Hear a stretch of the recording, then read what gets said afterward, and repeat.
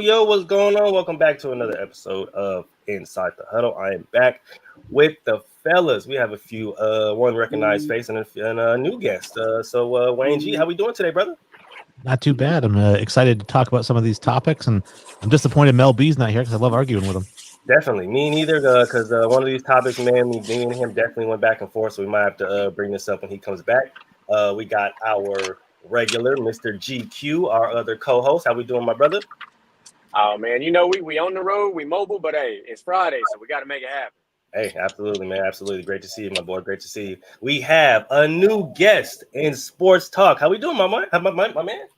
Hey, appreciate you having me on here. Everything looks really cool. You know, just start out a whole lot of new stuff. I'm ready to get to debating with y'all, and hopefully it's a good show. For sure. All right, so we're gonna start off a little hot today. I don't know if you guys are on Twitter, but you guys know I'm heavily on Twitter, and I seen some things going down between some of the top DBs in the league. Have you guys been seeing that? Oh yeah. One, yeah. Well, two former Patriots, if you want to keep it a buck. I thought it was interesting, but I don't know if I want to call it a beef because the beef is one-sided. It like I'm not trying to I'm not gonna be that guy. Like I said, me and Wayne are the two big Patriots fans on this panel here, but I'm not gonna lie to you. All right, Revis was a better corner than Samuel, but Samuel is still a very good corner for this league. Like there's no debating that. But he was wrong in this argument. Absolutely. Yeah. I just found it interesting, man. Like why where all this come from? Where all this energy come from Asante, man? Like if this would have been like Asante, Samuel, and like Ty Law arguing, this would have been even more compelling, but it's not. It's like they didn't play together, and we know this for a fact. If Asante Samuel makes this very particular interception, we don't lose a very particular Super Bowl, but that's neither here nor there. I'm not a Patriots fan, so I can't speak on that. Wayne, do you have any thoughts about that one? Well, I know that Asante Samuel has been beating the I hate Bill Belichick drum since he left New England, and any chance he gets, he's been kind of shouting it out. I'm actually surprised Darrelle Revis came to the defense initially because Darrelle only played 1 year here. He got a championship ring out of it, but he played 1 year. And I think we all can agree that Asante Samuel's a big crybaby about it. He basically is saying, Bill didn't pay me, so he's not a good coach or something like that. It's not Bill's job to pay players. I mean, that's the thing. Like it's a Robert Kraft thing, but at the time, the only corners that were really getting paid were literally your upper echelon, top of the league guys. Not saying that Asante Samuel wasn't one of those guys. He was at the time he was playing. I'll make the argument that he was possibly top 10, if not right outside the top 10, because he was a very effective corner. Like there's no disagreeing. The man was a ball hawk. He was good at what he does, but he did not have the most reliable hands on sometimes what would be considered an easy interception. I can understand that. I can dig that. Sports Talk, what you think about this? All I hope is that my team in the future doesn't have these kind of issues. I'm a Chiefs fan, so I'm hoping that in like 10 years, I'm not having to hear this crap, because at the end of the day, if I heard, someone that's obviously not on the same level as the guy that they're arguing with, it's like now you're making me have to fight within my own franchise, my own guys that I had to watch and support. So Revis obviously takes this, but that's all I got. No, I can. This would be this would be like Clyde Edwards-Helaire arguing with Jamal Charles to keep it Chiefs related, and there would be no argument because Clyde's not even on the damn about to not be on the team anyway. We got your goat in the comment section. How you doing, my boy? But no, I mean it's just interesting, man, because Asante said it's the NY media. What did Revis do so special? I'll wait, and it's like, I mean. That sounds like a hating comment. Come on, Asante. And I know we gave Revis his, his flack, a few weeks ago on the show, but like that's not taken away from the type of player that he was and the type of No. season that he had, especially in New York. So, Well, let's and also I talk about watched a lot of those games, it's and it's he yeah, was it's bigger than that too. Remember, Revis laid the blueprint for players negotiating without an agent. Yep. Like Lamar's situation doesn't happen without what Revis did. Revis did the same thing and secured the bag. Mm-hmm. And that's one of the biggest things. Like that at a time when you weren't doing this without an agent. Like teams wouldn't talk to you without an agent. Revis did it and secured the bag. That's true. Ooh, this is there we go. How about boy Mobby doing, man? Mobby. I mean, as far as careers go, it's like you're not gonna sit here and tell me that you're gonna put Asante over Darrell Revis. I wouldn't You're even not. mention him in the same comment unless it was, this whole Twitter thing. See, exactly. No, so it's like if we're going like all-time Patriots corners, like Revis' name is going to come up before Samuel's is. Oh, definitely, most definitely. Like, most definitely. Hell, so is Brandon Browner. If we're going to play this game, Browner played with the Patriots for a short time and was an effective corner. Now that is not Because actually a crazy take though, because Brandon was really, really underrated. No, I'm saying when he came to the Patriots, where he came from originally, he wasn't as touted as he was until when he came to New England, really kind of bloomed into his own. Definitely, he was a great compliment to Revis, like without question. But prior to that, you heard about him, but not as much as you should have. Just like you said, him being underrated. Absolutely. Well, I disagree with that only because I do think that Browner was praised pretty highly for being the counterpart to Sherman in Seattle. And that's why when he came to New England, I thought, oh, we got a really good corner, 6'4" corner, really physical. I mean, I knew about him from, the whole Legion of Boom, which he wasn't technically part of, but he was kind of there at the same time.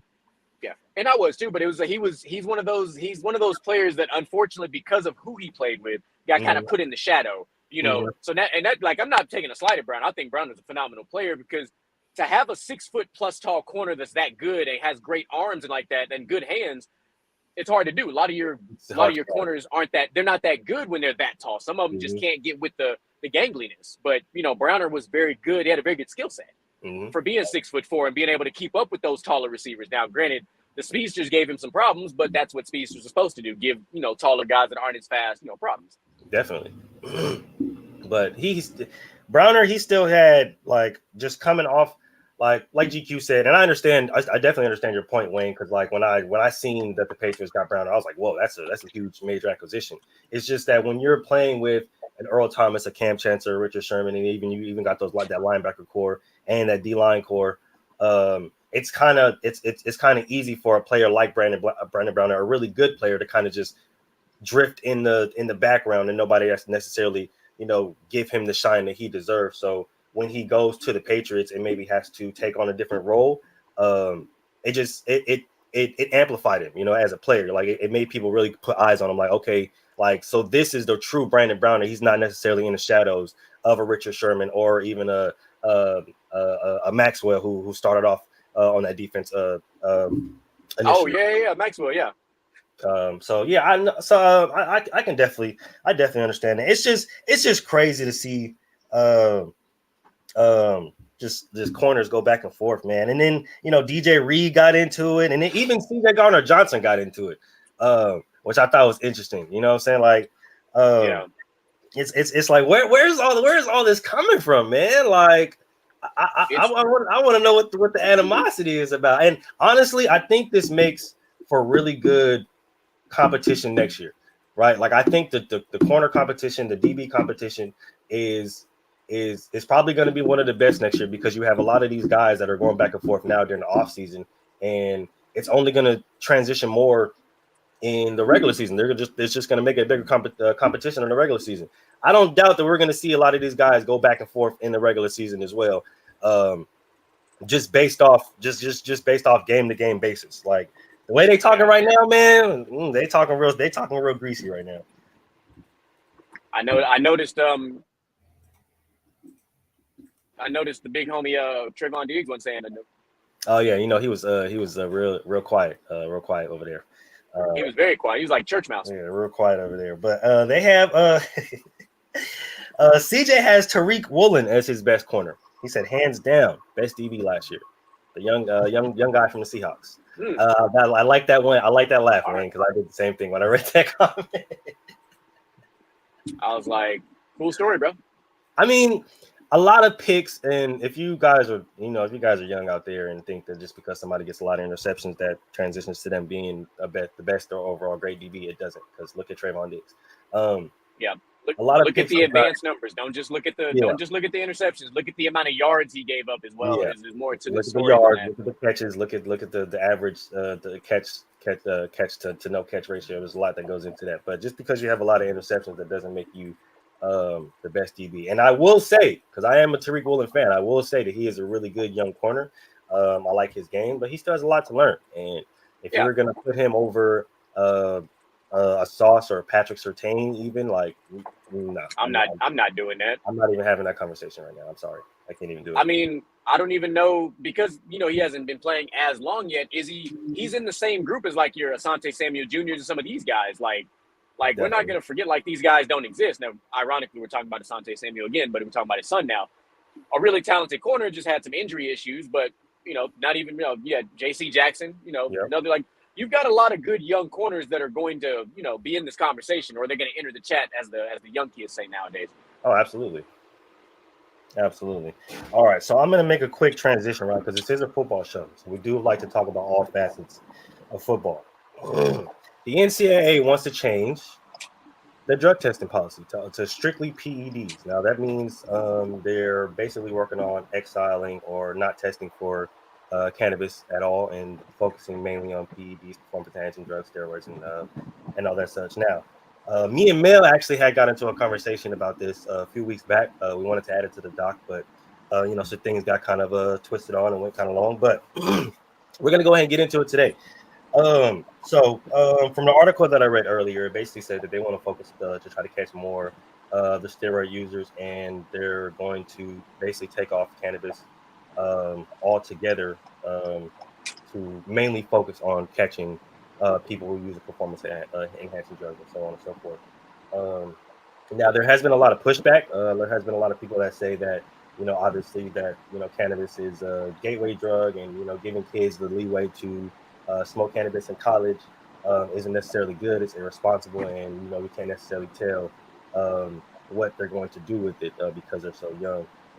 I have, of course, my own thoughts being somebody who works in the cannabis industry, of course. But I want to hear you guys' thoughts about this. So take it away. Yeah, I know. I'm kind of torn on it when you send it over that they're only going to focus on PEDs, because on one hand, I'm like, all right, good. Like I'm a person who cannabis is going to be legal federally, within the next 5 years. I mean, I just don't think it's. So who cares if these kids want to smoke pot? I don't care, right? But when it comes to drugs in general, right? I mean, amphetamines kill more of these athletes than any other drugs, more than PEDs do. Absolutely. So when college is coming out and saying we're not going to test for amphetamines, we're going to test more for PEDs, what this tells me is that it's not about the kids. We don't care about them. It's about our business. We want to protect it. So basically, the NCAA is embracing that fact that they're just a minor league professional team.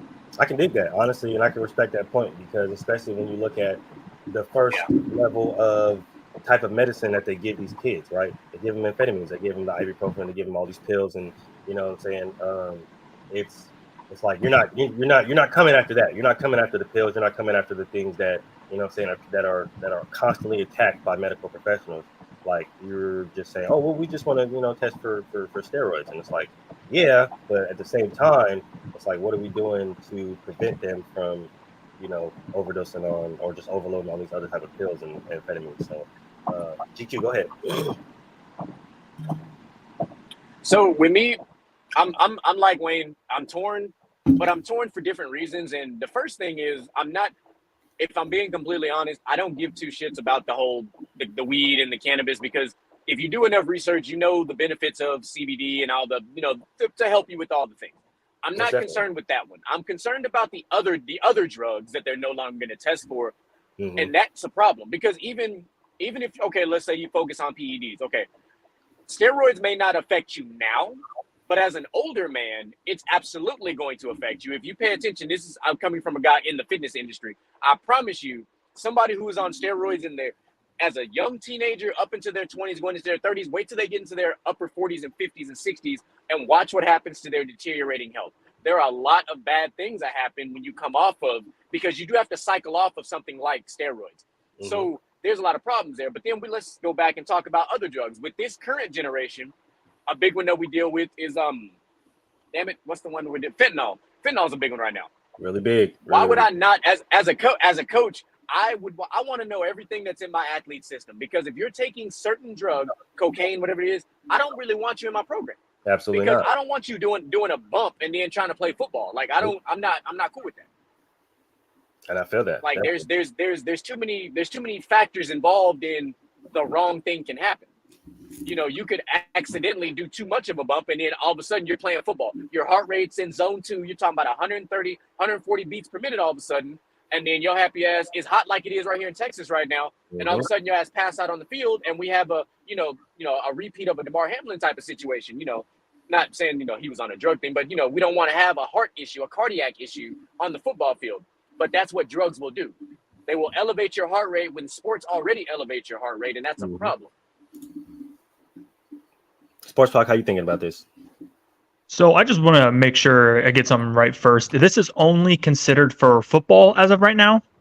I believe so. I hadn't seen anything about other sports. I feel like in the NBA already not testing for like cannabis anymore. I know the NFL doesn't. The NFL already stopped that. Yeah, already moved towards that. Yeah, probably pissed off Josh Gordon quite a bit. But when it comes to this, I think this is one of the multitude of pieces that right now NCAA football, and if this includes basketball, is going through right now. There's a lot of changes going on in football, and they're trying to change a whole lot at one time, a lot more than we've seen really at any point in history. They're trying to move around teams from conferences. They're trying to implement a whole new system when it comes to the playoffs. They're trying to implement now this. I mean, there's a lot of moving parts going right now, and I think this is just kind of getting kind of thrown in there.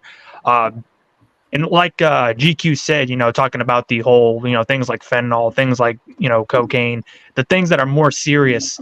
However, as long as there are still states that do not criminalize or that have criminalized marijuana still, I think you should still test for it, simply because at that point you're still breaking the law, right? And what's the main thing you have to have as an athlete? It's discipline, right? And we could sit here. I don't mind CBD. I don't mind marijuana. I don't care.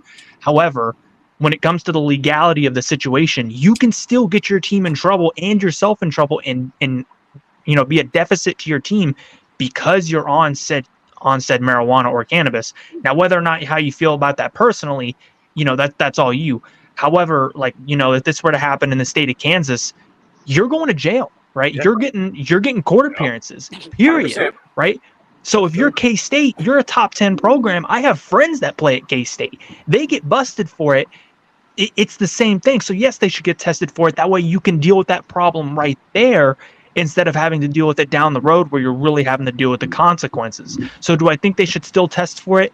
Yes, because it is still illegal in most states. And also remember, states, let's say like Colorado, right? Let's say these players are in Colorado, but they're from Alabama, right? Well, they smoke it in Colorado, go back to Alabama, they somehow pop for something there, or they get caught with something there. This is just leading on to other issues down the road. So as of right now, until it's been mentioned, until it's federally legal, it is not a good idea, because this can lead to problems when it comes to jurisdictions, when it comes to over state lines, right? And then it becomes federal issues. Then you're starting to walk on a whole nother, you're walking onto a whole nother scene that you do not want to mess with, right? So as of right now, I think simply because of the legality and how it can still affect the team, even with personal bias aside, I think they should still test for it. My rebuttal to that would actually be that while it is, yes, illegal in a lot of states, what's illegal in all 50 states is underage drinking. And we know that that's going on in these college campuses by these football players. And if you're not going to police underage drinking as a coach or as an organization, you shouldn't be policing marijuana either, because underage drinking is actually illegal in more states than marijuana is. Now that is 100% a good point. But so you're saying that two wrongs equal right there to me. So they should police underage drinking too. It's a failure on the program's part that they're not. Let's get that very clear.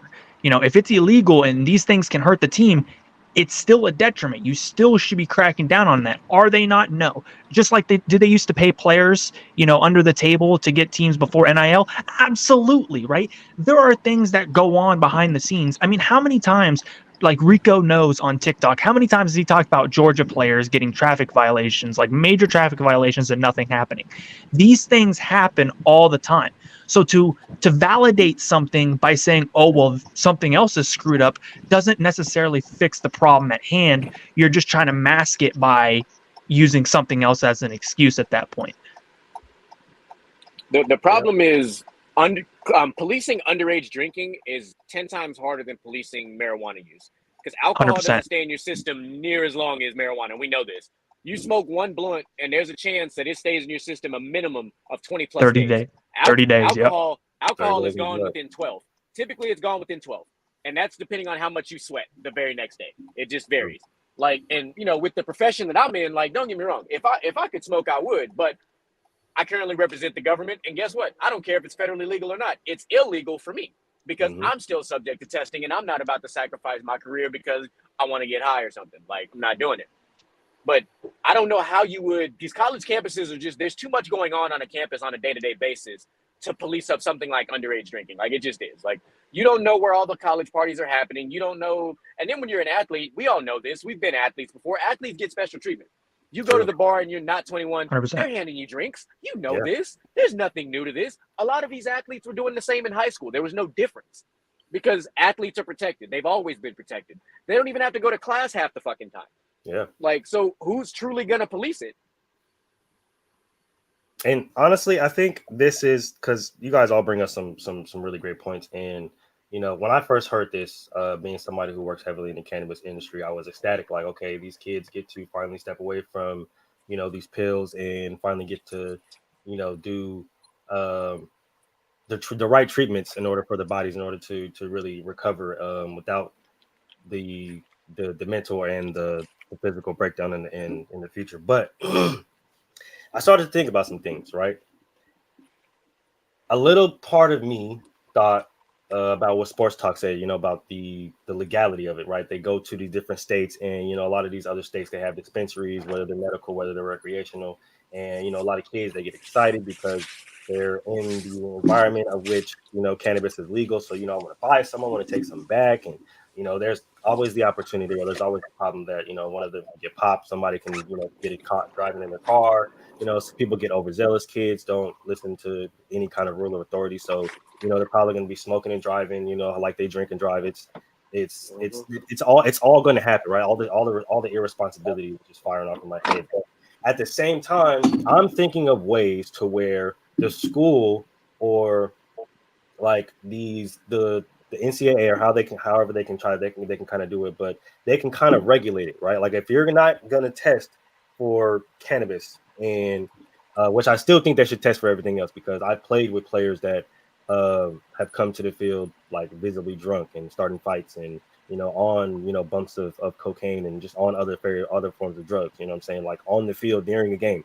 And it's actually detrimental to their team. Like, they do something crazy. Like GQ said, their heart rate can spike, and, you know, they pass out from being too overwhelmed. I've seen guys so plastered off of cognac that he's out there literally starting fights and trying to hurt people every single play. You know, so like that, those other forms of drugs and, you know, alcohol, those definitely can cause a lot of problems. But I'm thinking, like, a lot of these schools have pharmacies, right? A lot of these places, they have pharmacies to where you can go in, and if you have a certain type of prescription, then you can get what you need, right? If there's some way, shape, or form that these schools in legal states, not in the illegal states, because I know how that's going to go, but if there's some way, shape, or form that these schools in legal states can regulate it to the point where these kids have to now get a certain type of prescription or a certain type of doctor's note to have this type of medicine, then I feel like that might have it go over a lot better than kids just going out being able to smoke at random and, oh yeah, I'm gonna just go outside and fire up this blunt. It's like, nah, you gotta go to the doctor. You gotta have an actual reason as to why you need it. Just like how, and I was just in New Orleans last week, and although it is medically legal out there, it's not recreational legal. So you can't just walk around smoking a blunt. You can't just go to the store. Oh yeah, I'm gonna buy some cannabis, and then wrote, like, no, you have to have a specific reason. Now, of course, anybody can go in and say, I have ailments, and I have these my knee hurts and my back hurts, and, you know, but this is when it comes to the doctors that work with these kids and the trainers that work closely with these kids, and they're consulting with these trainers and letting them know, like, hey, well, I think he needs this and I think he needs that, and I don't think they need that because they just want to smoke because he sees all his friends smoking. So I feel like if there's a way that they can regulate it to the point where it works within the system, then that'll go over a lot better than just having a whole bunch of kids out there just running around smoking weed, you know. So and the legality thing was a really big point for me, because you know, if the NCAA as a whole is coming out like, yo, we're thinking about not testing for this, just to let these kids, you know, be less stressed when it comes to college, then yeah, bet I can understand it. But at the same time, you have to go over the legality points and understand and make it known to these other kids in these other states where cannabis isn't necessarily legal. Like, you guys might not be able to necessarily participate in this as of yet, unless you have a medical reason, or unless, you know, your legislation turns it over. The only issue with that is now you're gonna make a really, really big gray area. Yep. Because we know no matter what these teams do, there's always going to be that one dirty guy. Hey man, I know you don't need it, but I know you're trying to get it for your friends. I'm gonna write this prescription for you. Like, there, you know, we see it all the time. It happens, especially in college sports. This shit happens a lot in college sports. So, I mean, the closest thing we've seen the NCAA do to quote unquote regulate anything is like when we talk about banned substances. There's an entire database of things you cannot consume. It's all on there. Every college athlete, when you go to college, are given this website. Check on this website before you ingest some new something comes up like, hey, why are you taking this? Like, you know, because the school can get sued if somebody fucks around and does the wrong thing. True. So from a legality perspective, there's a lot of background logistics that are going to have to go on before you can really push this forward. Definitely. It's definitely a really big work in progress, man. Like, it's not something that that people can just can vote on and it's like, oh yeah, let's go ahead and push this forward. It's definitely something that they're gonna have to do a lot of underground work on. And I just felt like it was interesting. I know it was something they've been talking about for years. And I just felt like it was definitely something that was interesting. But to kind of pivot a little bit, Justin Jefferson dropped his top 5 quarterbacks in an interview and didn't put his own. Now, rightfully so, mind you, rightfully so, because there's nobody on that list, and I'm putting Kirk Cousins on over. But I wanted to hear you guys' thoughts, man. Do you guys think that do you guys think that that's a problem? Do you guys because you know they did just draft another receiver, but do you guys think that's a problem? Do you guys think that there might be turmoil with them in Minnesota, that Justin Jefferson left his own quarterback off his top list? I don't listen. Think so. If I don't think so. Kurt should know better. No, I'm just saying Kurt should know better. He ain't the top 5 quarterback. Now, what I will say, Kirk Cousins is a top 5 secure the bag all-time quarterback. That man played on 2 franchise tags and secured one of the first fully guaranteed contracts and changed the game. So no matter what, Kirk Cousins will always be remembered for that right there. But as far as being a top 5 quarterback, absolutely not. I mean, because, okay, you got Patrick Mahomes, Aaron Rodgers, Joe Burrow, Jalen Hurts, and Josh Allen.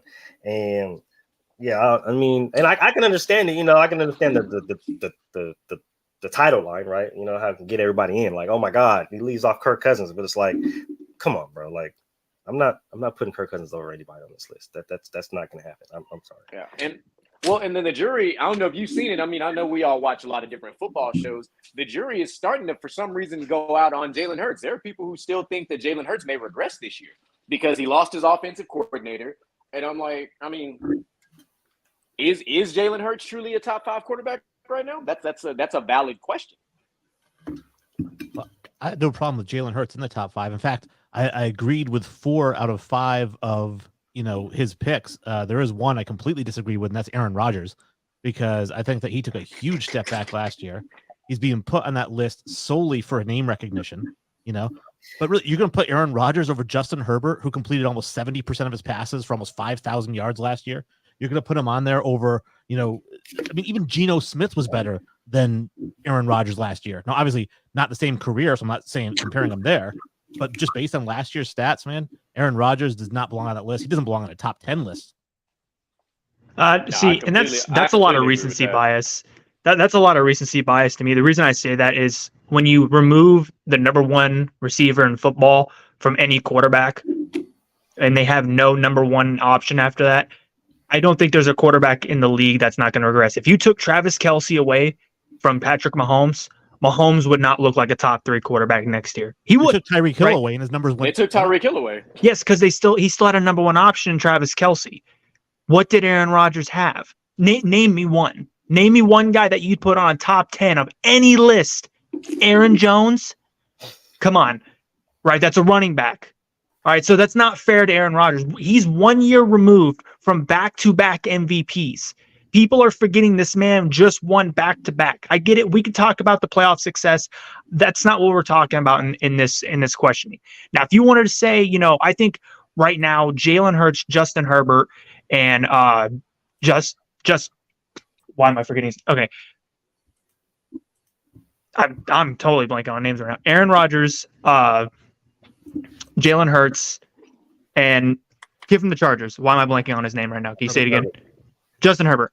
News to Justin. I want to say Fields. Justin Herbert, Aaron Rodgers, and Jalen Hurts are all right now in the same tier, right? 4 through 6. Okay. How you mix them up, I really don't care. Right. So when we talk about like Aaron Rodgers not having the best season last year, like, yeah, what did you expect when you removed Devontae Adams from that offense? We saw what he did with the Raiders with both, Derek Carr and Jarrett Stidham. I don't think there's a quarterback in history where you remove their only number one option from their offense and do not replace it with another, and he's not going to look substantially worse. Tom Brady spent most of his career without a big name number one receiver. Gronk. He still had Gronk. No, yeah, for half his career. Not for his entire career. Yeah, but he still had. But the year.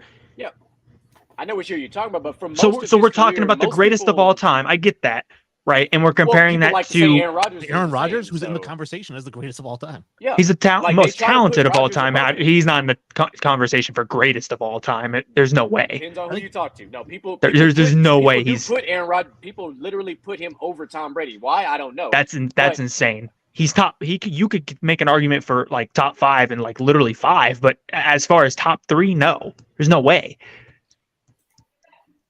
I know a lot of people that will glorify the name that is Aaron Rodgers, right? Like that's the reason. I think that's what GQ and Wayne are saying. Like there's a lot of people that have seen what Aaron Rodgers has done. Even though it's not necessarily a lot, but it is a lot because like you said, he is a back-to-back MVP 1 year removed. And there are a lot of people that look at that and that look at other quarterbacks and will put Aaron Rodgers above them. I understand the argument, about taking away Devontae Adams and you don't necessarily replace it. And I think any logical quarterback or any good quarterback is going to regress when you take away their number one option or their best receiver. And I think the difference between a Mahomes and Aaron Rodgers is, like you said, Mahomes still had Travis Kelce. He's still not like one of the best tight ends in the league, but he's one of the best actual receivers in the league. His numbers literally tell us that. And also had Juju Smith-Schuster, who had, if he didn't get injured for 2 games, would have had 1,000-yard season and was one of the more underrated, receivers in the NFL, being what his role was in the offense. Right. So when we talk about like Aaron Rodgers in this regard, Wayne, I want to ask you this. So by this logic, where do you rank Russell Wilson right now? Also outside the top 10. Okay, but I'm curious as to like exactly where. I don't have all 32 starting quarterbacks in front of me. So are you saying top 15? Are you saying bottom 20? Because by your logic, you should say he's about bottom 7 right now. He's bad. He had a really bad year last year, and Russell Wilson too. He had a really bad second half of the year before that. So this isn't like it's just recency. So it's kind of trended that way. And the reason I go with recency bias with Aaron Rodgers is because he's 39 years old. So as a quarterback gets up there in age, all you have is recency bias. The minute they start to drop off, you think, is this because of age or is it because he lost Devontae Adams? Now, I think when he goes to the Jets this year, goes 4-12 and has more interceptions for the first time in his career than touchdowns, I think we'll all realize that it was not recency bias. Is that your prediction for this year? 4-12, yeah, or 4 and that's wild. Yeah. 4-13. That's wild. I love it. Oh, I love that. The Is wild. I love it. Oh, I love the energy. I honestly, I think Aaron Rodgers is due for somewhat of a bounce back year, right? Like he had I guess you can say a quote unquote down year last year. Only completing 64% of his passes. Had 12 interceptions. Probably was the most that he's had in almost about 10 years. So I think, well, and honestly, I think it a lot of it has to do with it's honestly self-inflicted because, you know, he did go on the little trips and was, you know, going in the darkness and all the stuff like that, you know, with his new girlfriend, who I still believe is a witch. But I do think that because he's been there at camp and, you know what I'm saying, going through working with these young receivers, that his year is going to end up starting off a lot better than last year because he was so reluctant to work with his young receivers. And as you've seen, as the season went on, they started to look a lot better because he started to trust them more because they started to work a lot together more and they started to gel.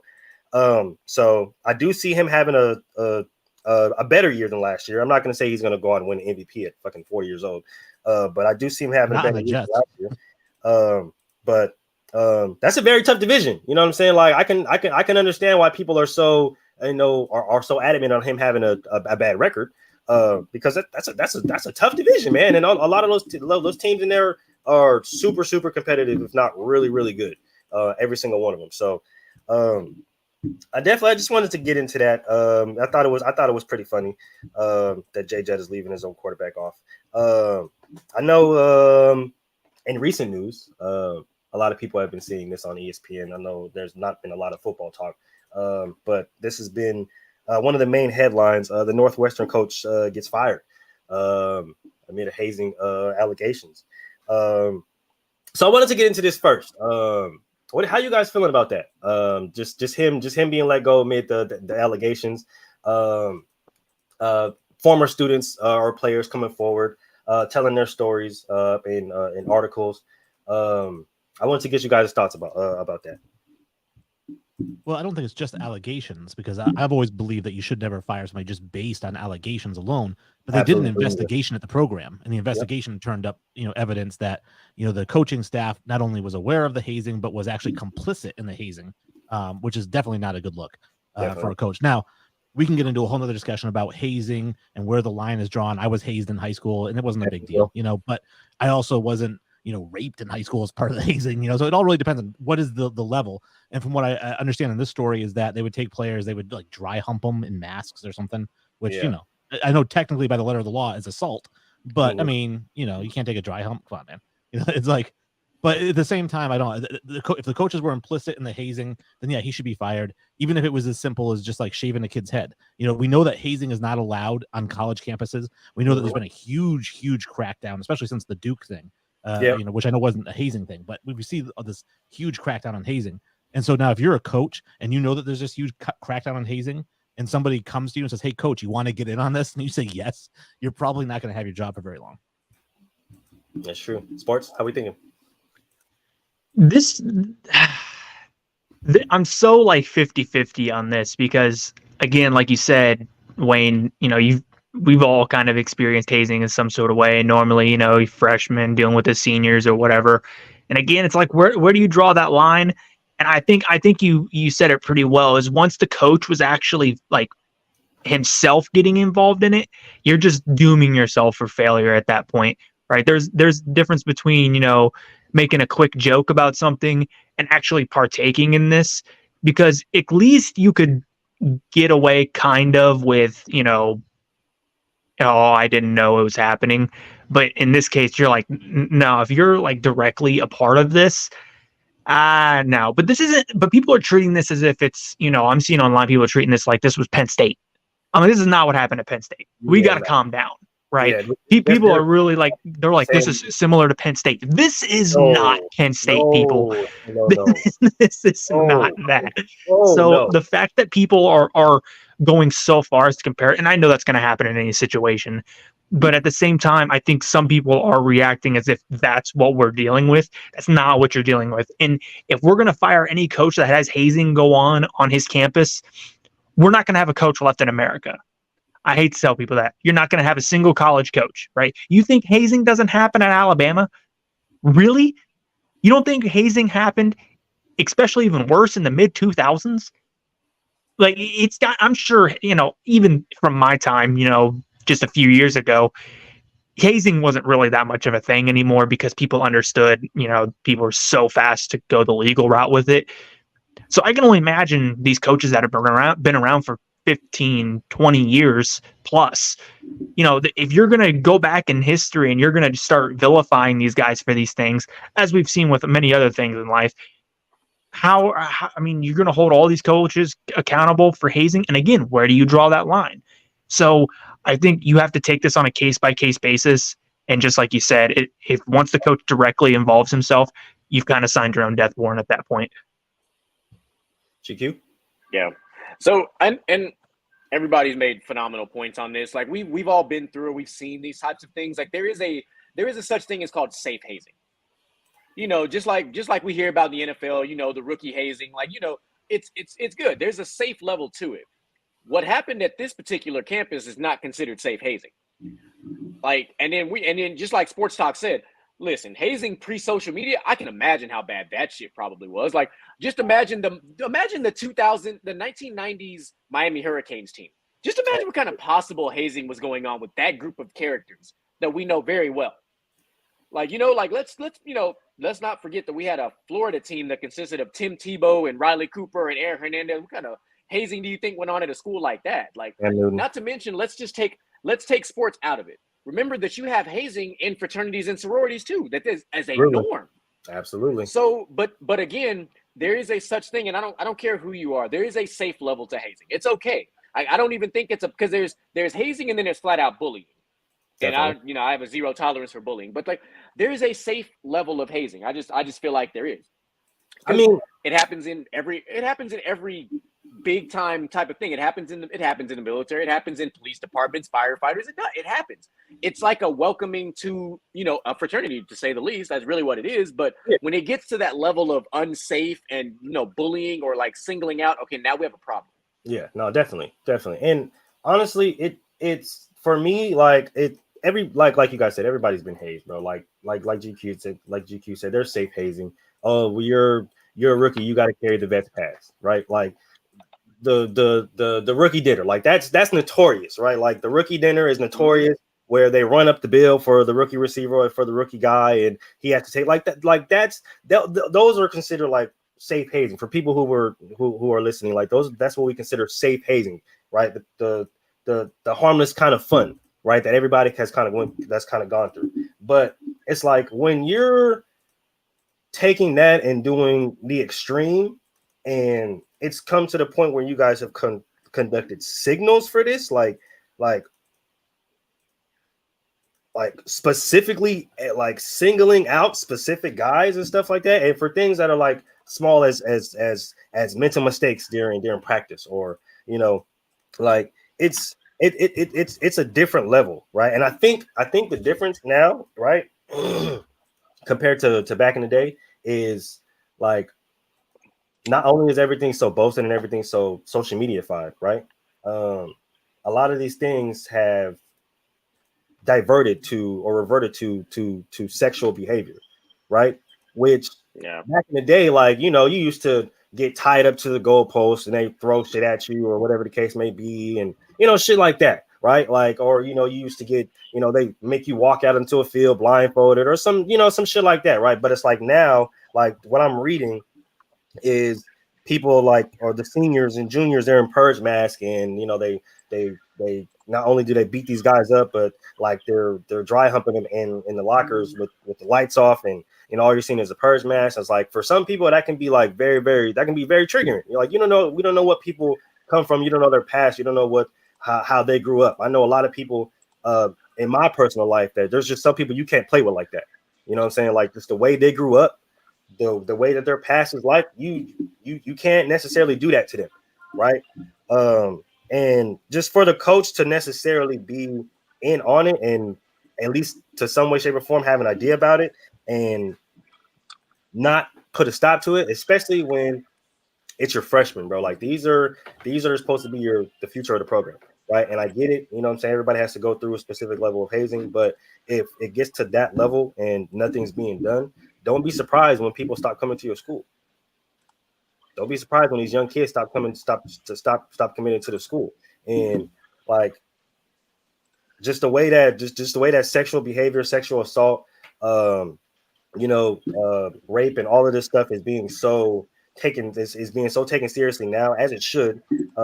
It's just not a good look, especially when they have the suicidal word in there, right? Like you can't have a sexual assault or sexual assault and suicidal in the same damn article. Like that's overkill. Like somebody's getting fired, bro. I'm sorry. Like ain't no job being saved from that, bro. Like you have two things that are really, really detrimental to society in one article, and you as being the head guy of the program of that team has yet to come out and say anything, and yet to come out and try to stop it or anything like that. Yeah, I'm sorry, bro.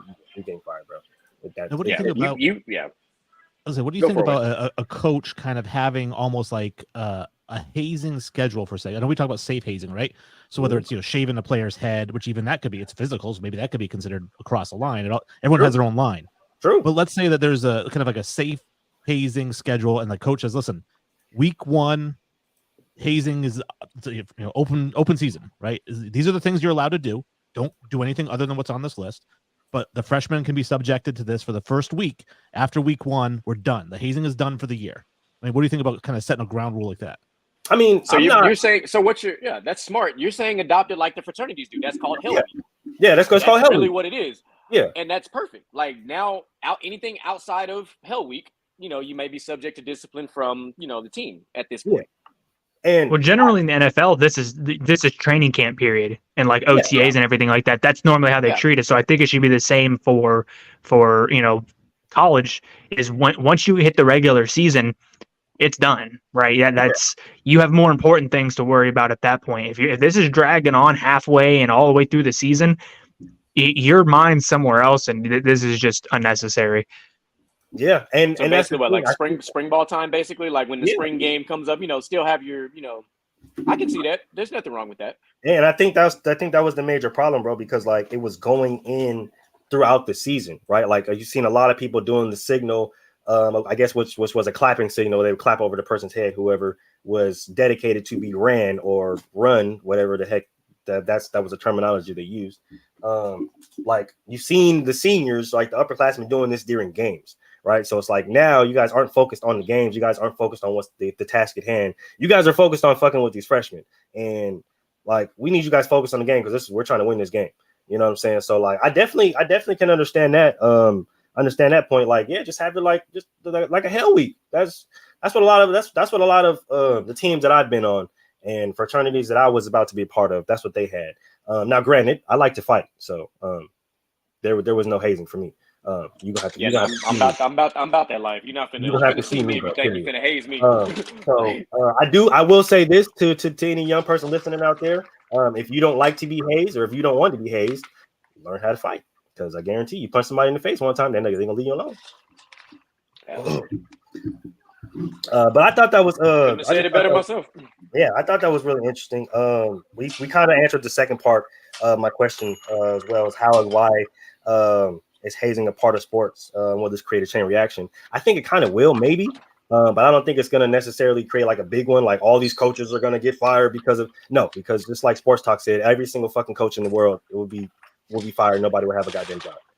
So you would have to cancel all sports programs because literally it happens in every single sport, from football to basketball to wrespling to every single sport in college. We had it on the track team.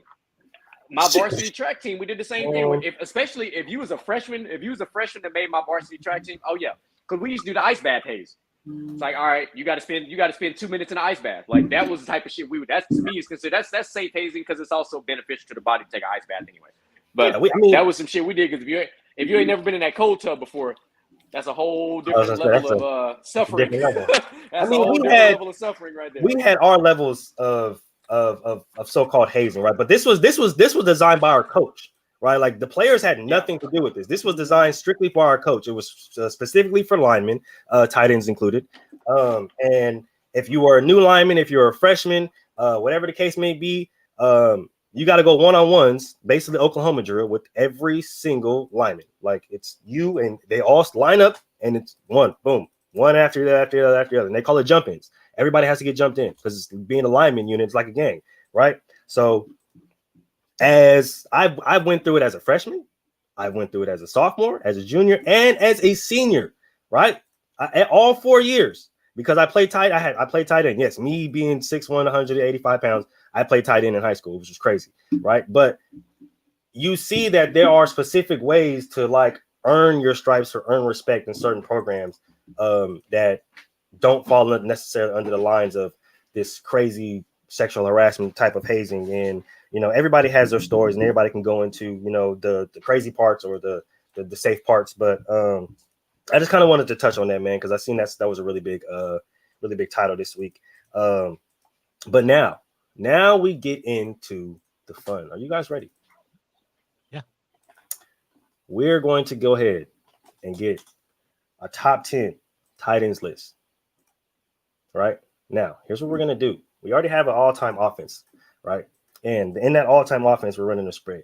But we are going to go ahead and do this top 10 list, right?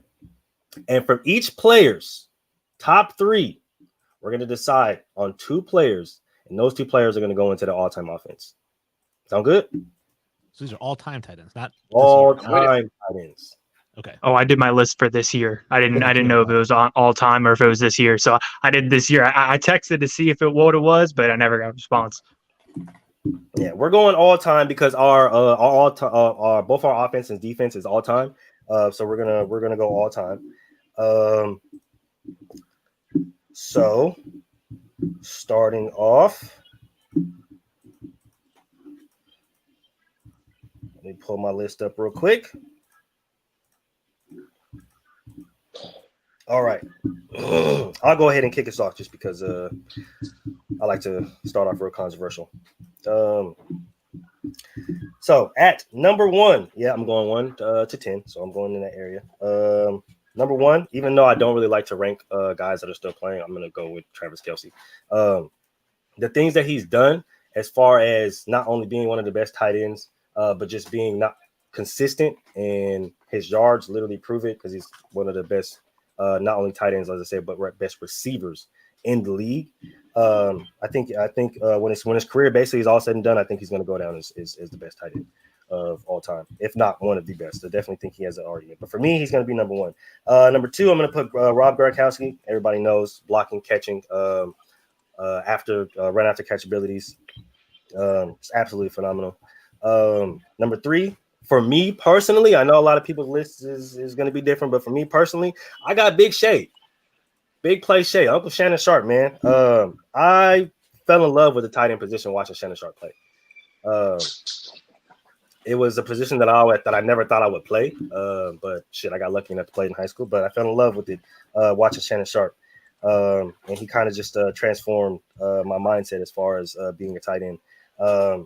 Number 4, I got Antonio Gates. Now, the reason why Antonio Gates is so low is because he's a Charger, and yeah, as you know, I'm a semi-Raider fan because we fucking up right now. So, yeah. Just call yourself a Charger hater. It's okay. I mean, I am that, but I'm a Charger hater, Chief hater. Sorry, sports talk. Charger hater, Chief hater, and a Bronco hater. Okay, if you're part of the AFC West, we do not like you. You're not too much of a Chiefs hater. You got Kelce at 1, and I'm a lifelong Chiefs fan, and I disagree with you. The thing about it is, although I am a notorious Chiefs hater, I cannot doubt or I can't overlook what Travis Kelce has done, and he has great taste. Let's just say that. Moving on. Number 5, I got Ozzie Newsome. I loved Ozzie when he played, bro. Really, really physical, really big tight end. Really, really solid, good target. I'm gonna go ahead and go to number 6, who I got, Kellen Winslow. I know his son, his junior, didn't necessarily work out. But Kellen Winslow was a dog. I know he was a Charger, but he was a dog. I like the way he played. Definitely made me hate the Chargers a lot more. Number 7, I'm gonna go Dave Casper. Dave Casper. I know you guys were waiting for a Raider to come up on this list, but Dave Casper is gonna be about number 7. The Ghost to the Post. It's probably one of my favorite plays of all time in Raider history. So I definitely got to give him his flowers. What did I say? Number 7, number 8. I think I was on number 7. So I'm gonna go 8. Number 8 is Jason Witten, and the only reason why he's so low is because he's a Cowboy. It's just that simple. Just because he's a Cowboy. We're gonna go ahead and go to number 9. I was gonna put Greg Olsen on my list, but I think he only had few solid years, and I think he really didn't necessarily do it for me. So I'm gonna replace him with John Mackey. You guys don't remember John Mackey? He was he started off on the Baltimore Colts and ended his career in San Diego. Yeah, I know I got a lot of San Diego guys on here, but San Diego draft, they get some really good tight ends. I don't know what to tell you guys. We're gonna go. Jimmy Graham is gonna be my next one. And I know his prime necessarily didn't last very long, but when he was in his prime, he was very, very dominant. And they got that rule because for him, he can't dunk. Nobody can touch the goalpost anymore. I like that because that was one of my favorite celebrations, and I can't do it anymore. So I think that's it. Was that 9 or 10? I'm pretty sure it was 10. Sorry, it's hot in here in my garage. I'm sweating. I can't really think straight. But Wayne G, take it away. I think I have the same list. I'm going through it right now. I didn't have them ranked, so I think probably just some of the differences based on rankings is. I have Gronk number 1. I think is the best tight end of all time. I have Gonzalez number 2, and then Gates, and then Kelsey at 4. And then obviously Sharp, Winslow, Newsome, Witten, Graham, and Casper. So in any particular order, like I was going through trying to rank them, but like I said, I think I have the exact same list. I just have Gronk number 1 and Gonzalez 2. I can do that. Sports. Yeah, I'm trying to piece it together right now. Even as a Chiefs fan, I watched all of Gronk's career. I've watched every game that Kelsey's ever played in, including a lot of games in college. I got to give it to Gronk, man. The level of what he could do on both, as a true tight end, as blocking, and in the receiving game. People act as though this man was not nearly as good as Kelsey in the receiving game. He was, but just in different aspects. His strengths weren't in the same category, right? He was much more of an end zone threat to me. His power, is very similar to George Kittle. He would just run over you or just throw you off of him. Kelsey just does the slowest spin move I've ever seen in my life, and he just jukes out 3 guys. It really makes no sense. I don't understand how it works consistently, bro. It's wild. It's the same move every time. Every time. It stops and he goes the other way. It's just a spin move. It is so slow too. I love it. Don't fix it. Hey, I gotta hand it to him. So for that reason, I got Gronk at 1. I think it's interchangeable for 2 and 3 between Kelsey and Gonzalez. I have Gonzalez at 2, Kelsey at 3. I think they're interchangeable. I think Sharp and Gates are interchangeable at 4 and 5. And then Ozzie Newsome, Kellen Winslow, and Dave Casper, I think they're all in a tier. That's pretty much the next tier. And the next tier for me would be like Jason Witten. And I think, I don't think he's right now top 10. I think George Kittle is a heat-seeking missile right now for top 10 of all time. If we're going to consider someone like Jason Witten top 10 all time, I think George Kittle at his best is already better than Jason Witten was ever at his best. I think he's just as good or better blocker, definitely. In the receiving game, I think he's better, especially vertical down the field. Jason Witten, was much more of a short route kind of guy. Then again, he made his money doing that. So as of right now, I'd probably put like Witten at like 9 or 10. And then, you got your collection of, Mackey, your Dickas, your older guys that, again, the older guys, I don't know how to rank them nearly as much, right? It's like when you go to wide receiver and you try to rank Don Hudson. How do you rank Don Hudson against Calvin Johnson? That makes no sense. I mean, come on, it doesn't make any sense, right? So For that reason, that's my list. I think George Kittle's close. I think he's coming in like a heat-seeking missile for top 10 right now. Give him about 2-3 years. I think I'd put him on this list. I can understand that. GQ. So, yes, I'll be that guy. So, obviously, for me, my number one is definitely going to be Gronk. And I like what Sports Talk said, but and I know you said he's good for a certain type of route. He doesn't get the credit he deserves for being probably one of the most lethal seam route runners as a tight end. Because Gronk across the middle of the field is literally almost impossible. The dude was never dropping a pass, and not to mention when he had the damn elbow sleeve things on, he made the catch while getting his head knocked off, or he was throwing a linebacker while catching his ball and still scoring. Like Gronk had some very light hands for being as big as he is. And it's amazing that a guy out of Arizona that no one saw coming took the league by storm like this. Like it's like Gronk took the attributes of some of the best tight ends and just became himself. Because he was faster than you thought he was, too. He was expected to do things in different roles, right? Kelsey's expected to line up in the slot and on the outside. Gronk really, on the outside, Gronk wasn't expected to do that. He didn't have the speed. He could do the slot a little bit more, but he was expected to play more like a true tight end. In the blocking, especially on the interior, not even close. But on the exterior, Kelsey's a great blocker on the edge. People get this twisted. True. And Gronk runs like a running back, too. Like, in the open field, good luck tackling Gronk. Good luck. I'm going to leave it at that. Just say good luck. Yeah. And then number two for me, it's undeniably it's Shannon Sharp, because there's just a skill set that Shannon Sharp had that I don't think most of these other tight ends have. Like before Gronk existed, we don't have like a guy like Jimmy Graham and some of these other tight ends without what Shannon Sharp was doing, because people forget what Shannon Sharp did for the tight end position. He was one of those first tight ends that you moved out and actually had make those routes down the field. Like he was one of those groundbreaking players. So you have to give him his flowers for that, without question. Definitely. Tony Gonzalez at number 3 for me, arguably one of the most athletic tight ends we've had, who could line up as an outside receiver if you really wanted him to, or just be a traditional tight end. Dude was one of the most dangerous red zone targets in NFL history, point blank. You could throw the ball to the back line of the end zone, and he's going to be there to catch that ball. The dude's catch radius was dumb, and he had like the smoothest hands. Like it's like you never expected him to drop a touchdown. It's just the way his game was so smooth. Being a Raider fan. Number 4, I've got Travis Kelce. Yeah, so I've got Travis Kelce at 4. You got to get that man his props. He's come along. He's took over. He is. I mean, Mark Andrews at some point will make his way, just like Kittle in this conversation as well. Definitely. But Kelsey's done what he's supposed to do to be great. Number 5, I've got Winslow. No, I don't. I'm sorry. I got Antonio Gates. I got Winslow actually at 6. My apologies. Ozzie Newsome at 7. I've got Jason Witten at 8.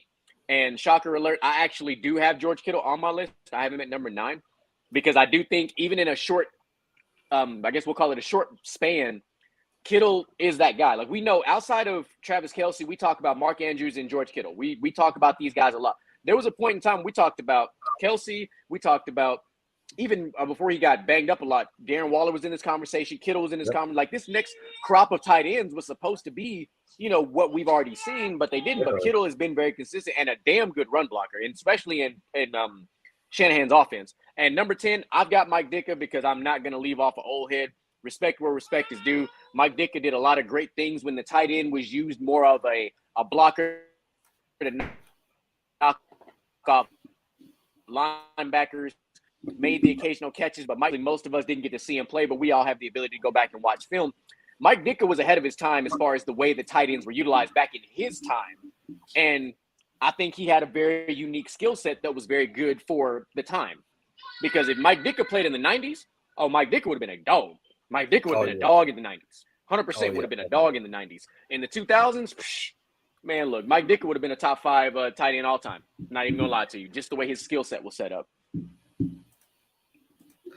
I like that. All right. I like that. So basically consensus have everybody's top 10. Gronk, Gonzalez, and or Sharp. Or Kelce. Oh, we can throw Kelsey's name in there as well. I'm not mad at that. So here's what we're gonna do. We have 4 guys on the panel. We're gonna throw a name out there, 2 names out there, and we're gonna compare them, and we're gonna pick basically which one we would take on the all-time team. All right. How many tight ends are we taking for the all-time team? 2. We're gonna have one, and we're gonna have a backup, just in case we're gonna run double tight. Like the next. So starting off with, we're gonna start off hot. I ain't even gonna lie to you. We're gonna start off hot. Starting off with Gronk and Travis. Gronk. Yeah, he's on the team. Okay, see, look, that was pretty easy. All right, now I feel like the second one might get dicey, but shoot, where's your football heads up here? It might not. Travis is out. Now we'll go Sharp and Gonzalez. Sharp. I'm gonna go Sharp.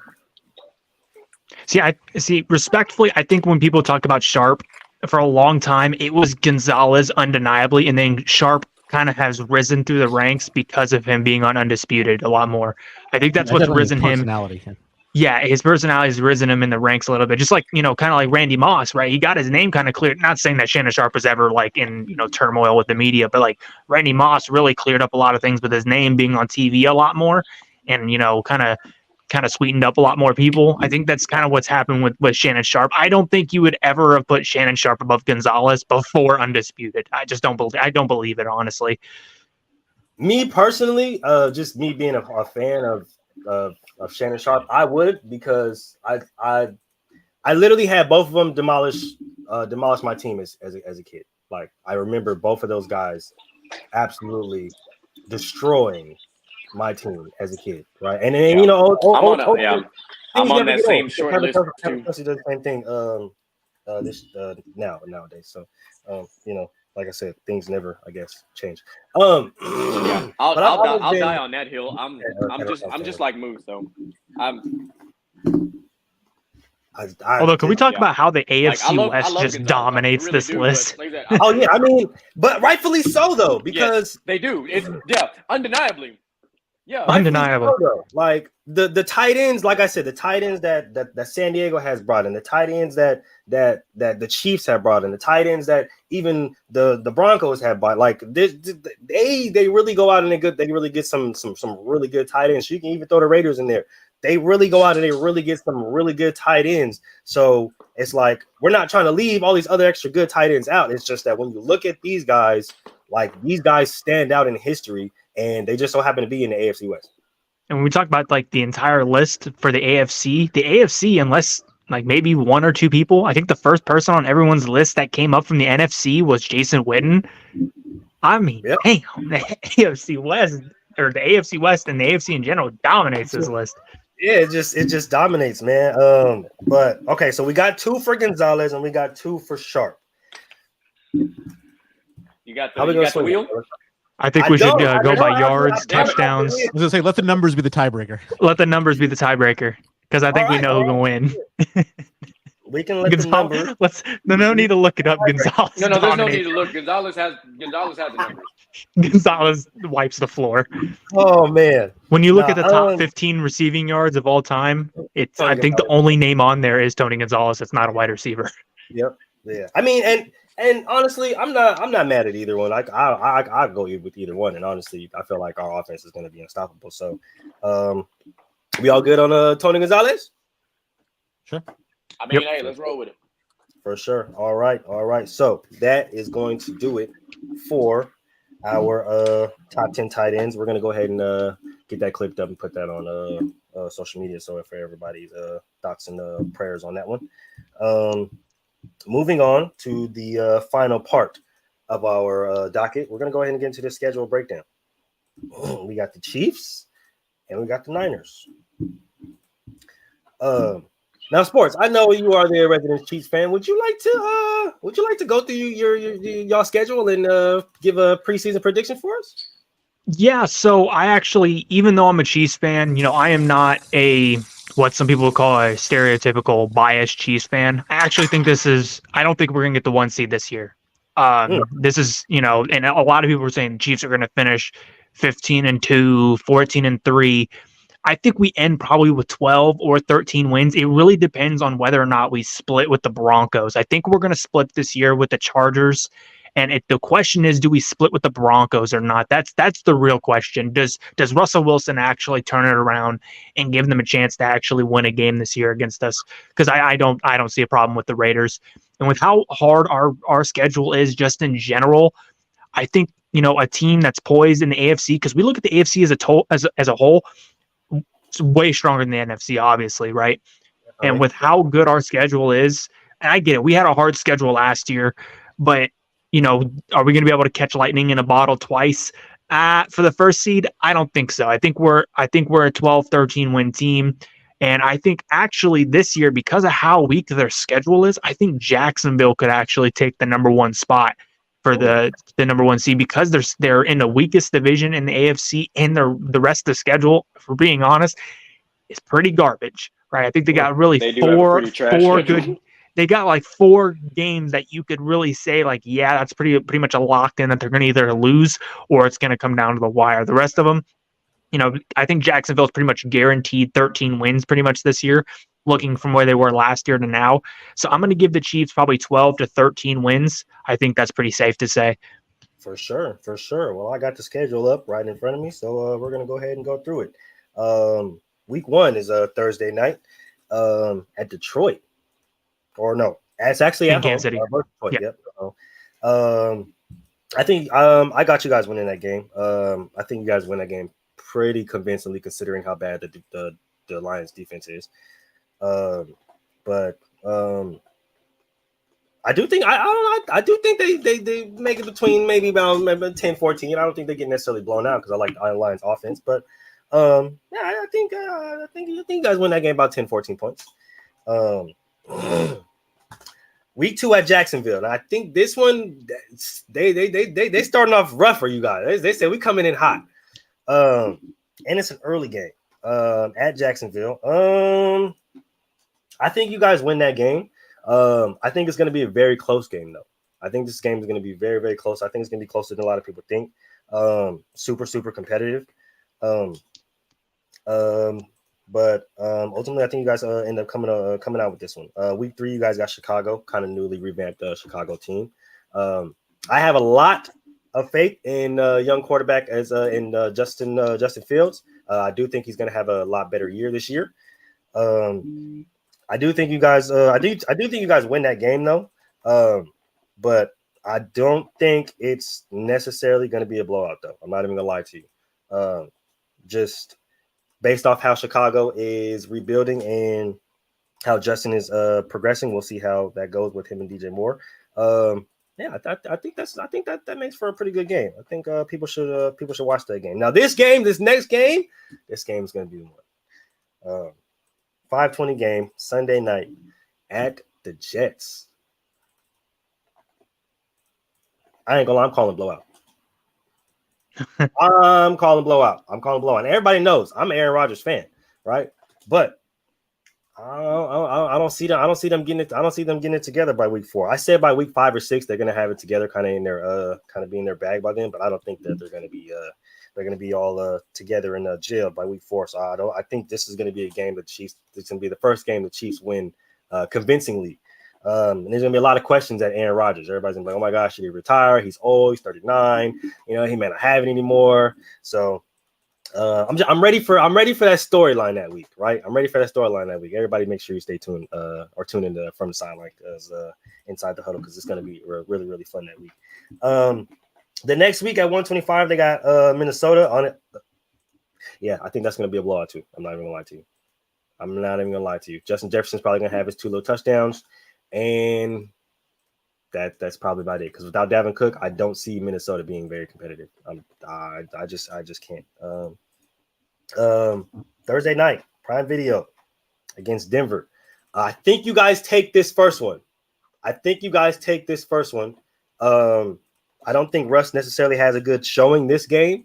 I think him and Sean are probably going to be still kind of gelling, still kind of working together. But I think you guys take this first one. I don't think it's going to be a by a big loss, because that defense is still really good over there.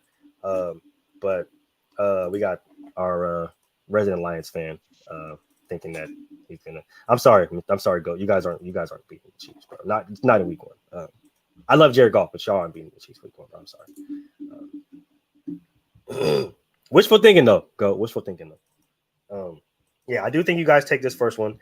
I think you guys dropped that first one against the Chargers though.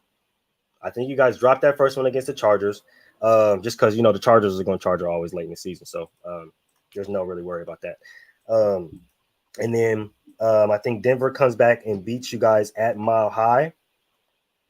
And then, God damn, where is that? You guys got a 6 a.m. game against Miami. Is that a cross the water game? Is that the one in London? I think that's the one that's being disputed right now, that the Chiefs are trying to get back at home. Oh, okay. That makes sense. Because I was like, whoo, goodness gracious. Shoot, I was not actually GQ, you're muted. GQ, you're muted. My bad. GQ, you're muted. I think that's the Germany game, and I think they're trying to go back to Germany. Okay, for sure. That makes sense. Yeah, because I want to watch that game. Chiefs Miami, that's gonna be a really good game. Yeah, that should be a Sunday night or a Monday night football game. Yeah, I think that's gonna be a really good game. The Miami track team, man. Wow. And then the next week. Wow. Yeah, two really big ones week to week. I think the Eagles is a 50-50. I feel like both these weeks are a toss-up. Because after Miami, you guys get a really, really, really solid bye week. I'm not gonna lie to you. Week 10 bye week, that's perfect. That is it's like right before they make that final. That is beautiful. That is so beautiful. I've always liked the midseason bye week.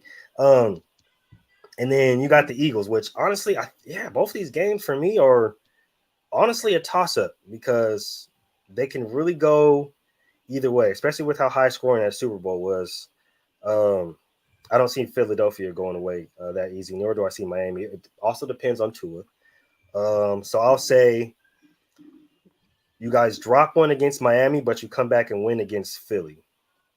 And that starts another win streak because after that you have the Raiders, which if you know me, I don't trust Jimmy Garoppolo or Josh McDaniels at all. So that's going to be an automatic. Probably going to be a blowout considering Travis Kelce goes off for barbecue chicken every time he plays us. And Mahomes he doesn't lose to the Raiders. It's just like it's not a thing. He destroys them. It's sad. And like literally every time. Like I said, history doesn't change. Shannon Sharp, Tony Gonzalez, Travis Kelce, all the same. And then at Green Bay, which I think is going to be a really tough outing for our young Jordan Love and those receivers. I beg to differ. We've had this discussion. I was like, give them Packers till about week 10 to really get their feet wet. Like I don't think Jordan Love is as bad as people are putting it out. Like I know there's not a lot of film on him, but he's still not a terrible quarterback. I think we wouldn't be having that conversation nearly as much if he had a wide receiver that had more than 700 career receiving yards. He don't have anybody proven right now. It's worse than what's happening in Baltimore. And that's true because Christian Watson, he went like this and then just kind of tapered out. And then Romeo Doubs couldn't stay on the field. Well, hell, his hamstring failed him. Yeah. And then you take Alan Lazard away, you take Randall Cobb away. And I believe just the tight end, is that the only other receiver that there's feasible pass catcher that's left? I mean, you got Aaron Jones, which might be arguably your best receiver, and AJ Dillon. So he has a good 1-2 punch in the backfield. But aside from that, I mean, he's got a comparable offense. Most young quarterbacks don't get fortunate enough to at least have receivers and running backs that have at least some experience. True. Like, or just, he is fortunate from that perspective. And he's got a veteran coach too, who's going to put him in the right positions, call the right plays. Like, even if you start small, I'm sure his first 15 is going to be pretty good, but we'll see. I think the big question mark with him is the fact that he set and still holds the all-time record for most interceptions thrown in a season for a college football quarterback, and that's the last time we saw him play was that season. And then he goes to the NFL. And the idea was he's got a great arm talent. He just needs a little time in the system. He's had it now. So is he going to come out and reach that potential, or is he still the leading interception guy? As long as he doesn't do what Josh Allen does, he'll be all right. Don't throw any red zone interceptions. Christian Watson, Romeo Doubs, and Jaden Reed. Those are his starting three. Reed is the rookie, right? Yep. They drafted him this year? Yep. They haven't. Not in the first round. No, it was not a first. Bro, they had everybody. They had I was there. I was at the draft, and I was like, they got JSN, they got Zay Flower, they got everybody. And then right after the Green Bay, it went 1, 2, 3 wide receiver. It was too good, man. It was too funny. The entire crowd was laughing so hard because everyone was joking around like they're going to take some defensive end out of some random college, and they did. This is just it's probably just as bad as the Eagles and Vikings situation. How the Vikings ended up with Justin Jefferson. Oh, that was dumb. That was all time dumb. Like what in your brain tells you, oh yeah, we're not gonna take Justin Jefferson? The what? Like it was dumb then. The film don't lie. The film don't lie. It's like the Rudy Gobert trade. It's like you knew it was really dumb then, and it looks somehow even worse now. Now what makes it worse is both those receivers are on the same team now, which is even that makes it worse. Like, all right, we were drafted a draft pick apart. Now we're on the same team because I didn't work out with the Eagles. Like, get the fuck out of here. That is crazy to me. Oh my goodness gracious! I just sometimes I want to sit in the offices with these guys and they're drafting just to see what they're talking about because I swear it ain't football. It can't be. There's got to be too much alcohol flowing. I swear, yeah. There has to be, absolutely, because there's no way. All right, next week or after the Packers, you guys have the Buffalo Bills, which I think is going to be another high scoring game. But I think Josh Allen ultimately throws an interception to end the game, and you guys win that way.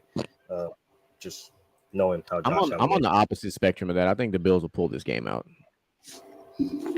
I know Kansas City doesn't lose a lot in Arrowhead. I know they don't, but the Chiefs have a weird tendency of like losing. They'll lose to the teams that they'll end up beating in the playoffs, like at these typical parts of the season. So I won't be, because looking at their schedule, I won't be surprised they lose to Buffalo and Cincinnati in these two games, and all of a sudden end up beating one of them again in the AFC Championship. Or the Bengals do what they do again, which is beat the Chiefs at the right time, or maybe Buffalo finally figures it out and Josh Allen doesn't throw an interception in the red zone. I'm gonna keep saying that till he stops doing it. That he's the worst red zone quarterback for some reason. I don't understand why he keeps throwing these interceptions in the red zone. It's crazy to me. It's all off the same coverage. It's off the same coverage, which makes it even worse. Like he falls for the same cover 2 style, and I'm like, how are you not? The window's not there, bro. The window's not there, and as soon as you snap the ball, that safety does this, and hey, look at that. But that's why though. Like that's why it works, and that's why they get him every time because the space is so closed and condensed. That now they can run that cover 2 and they can literally take away all his zones and all his blind spots. And he thinks that he has it, but my boy, you ain't got it. No, and he throws a fastball, which means that corner, that safety has a chance to bite down on it. Yep, every time. Is exactly what happens. Yeah, every time. Any good DB is going to see that every time, and it's going to be an interception or pass breakup every time. I think he would do a lot better in the red zone if he threw more jump balls, more 50-50 balls, as opposed to trying to throw that fastball into like a window that's like this big and hoping. But he doesn't have a jump ball receiver. That's the problem. Gabe Davis, Stephon Diggs has great hands, but I'm not trusting him on a lot of 50-50 balls, kind of like a fade. Davis would be that guy, but they don't throw that enough to him. They try to keep using Davis as the burn down the field. Davis is a bigger body than we think. Davis could be a 50-50 guy, but they try to use him to take the top off, and they want Diggs to eat underneath. And I'm like, well, that's why you guys don't have I get it, but Davis is also very reliable at that, that perfect throw. And I think he would be perfect on that back of the end zone line type of throw. I think he'd catch it just fine. But Josh Allen wants to give, Diggs will start pouting if he doesn't get, certain plays, you know how that goes. Yeah, that's true. Diva receiver life. Definitely. So the next week you guys at New England, which I think this game, Monday night game. I think this game has it makes to have some fireworks, man. As I've been on record saying, I love New England's defense, especially their defensive core, DB core. I think it's that first round pick, baby. Yeah, that first round pick really set I think it their off. second round pick is going to be the defensive rookie of the year. And I wouldn't even doubt that, Wayne, because he is a really, really great player. Oh, my goodness gracious. He's truly. Like I really like what Bill is building over there as far as defense wise. So I think this is wish all the negativity would get away from the Patriots. They're like, oh, talking about what did I do or die year for Bill Belichick? You're not about to fire Bill. What's wrong with you? No. him and Robert Kraft are like, they're not even like this. They're like they probably go to dinner together at least once a week. They probably spend the holidays with each other's families. Like they're, you know, like the media is really good about spinning shit for no reason. Like I don't think their relationship is near as bad as the media is making it out to be. Like they've been around each other for too long. When you spend enough time with somebody, yeah, there are times when you kind of get a little tired of them, but not enough to be like, you know what, I'm going to fire one of the greatest coaches of all time because, you know, last year was an outlier. We're not going to make that mistake again with putting coaches who have no business in certain positions in those positions and failing Mac Jones. Because that's what we did. We failed Mac Jones last year. Absolutely. Say what you want about Mac Jones. Mac Jones is not a terrible quarterback. You can always do worse. Remember, a guy like Baker Mayfield still has a job. I said what I said. Oh, I'd rather have Baker Mayfield than last year's Mac Jones.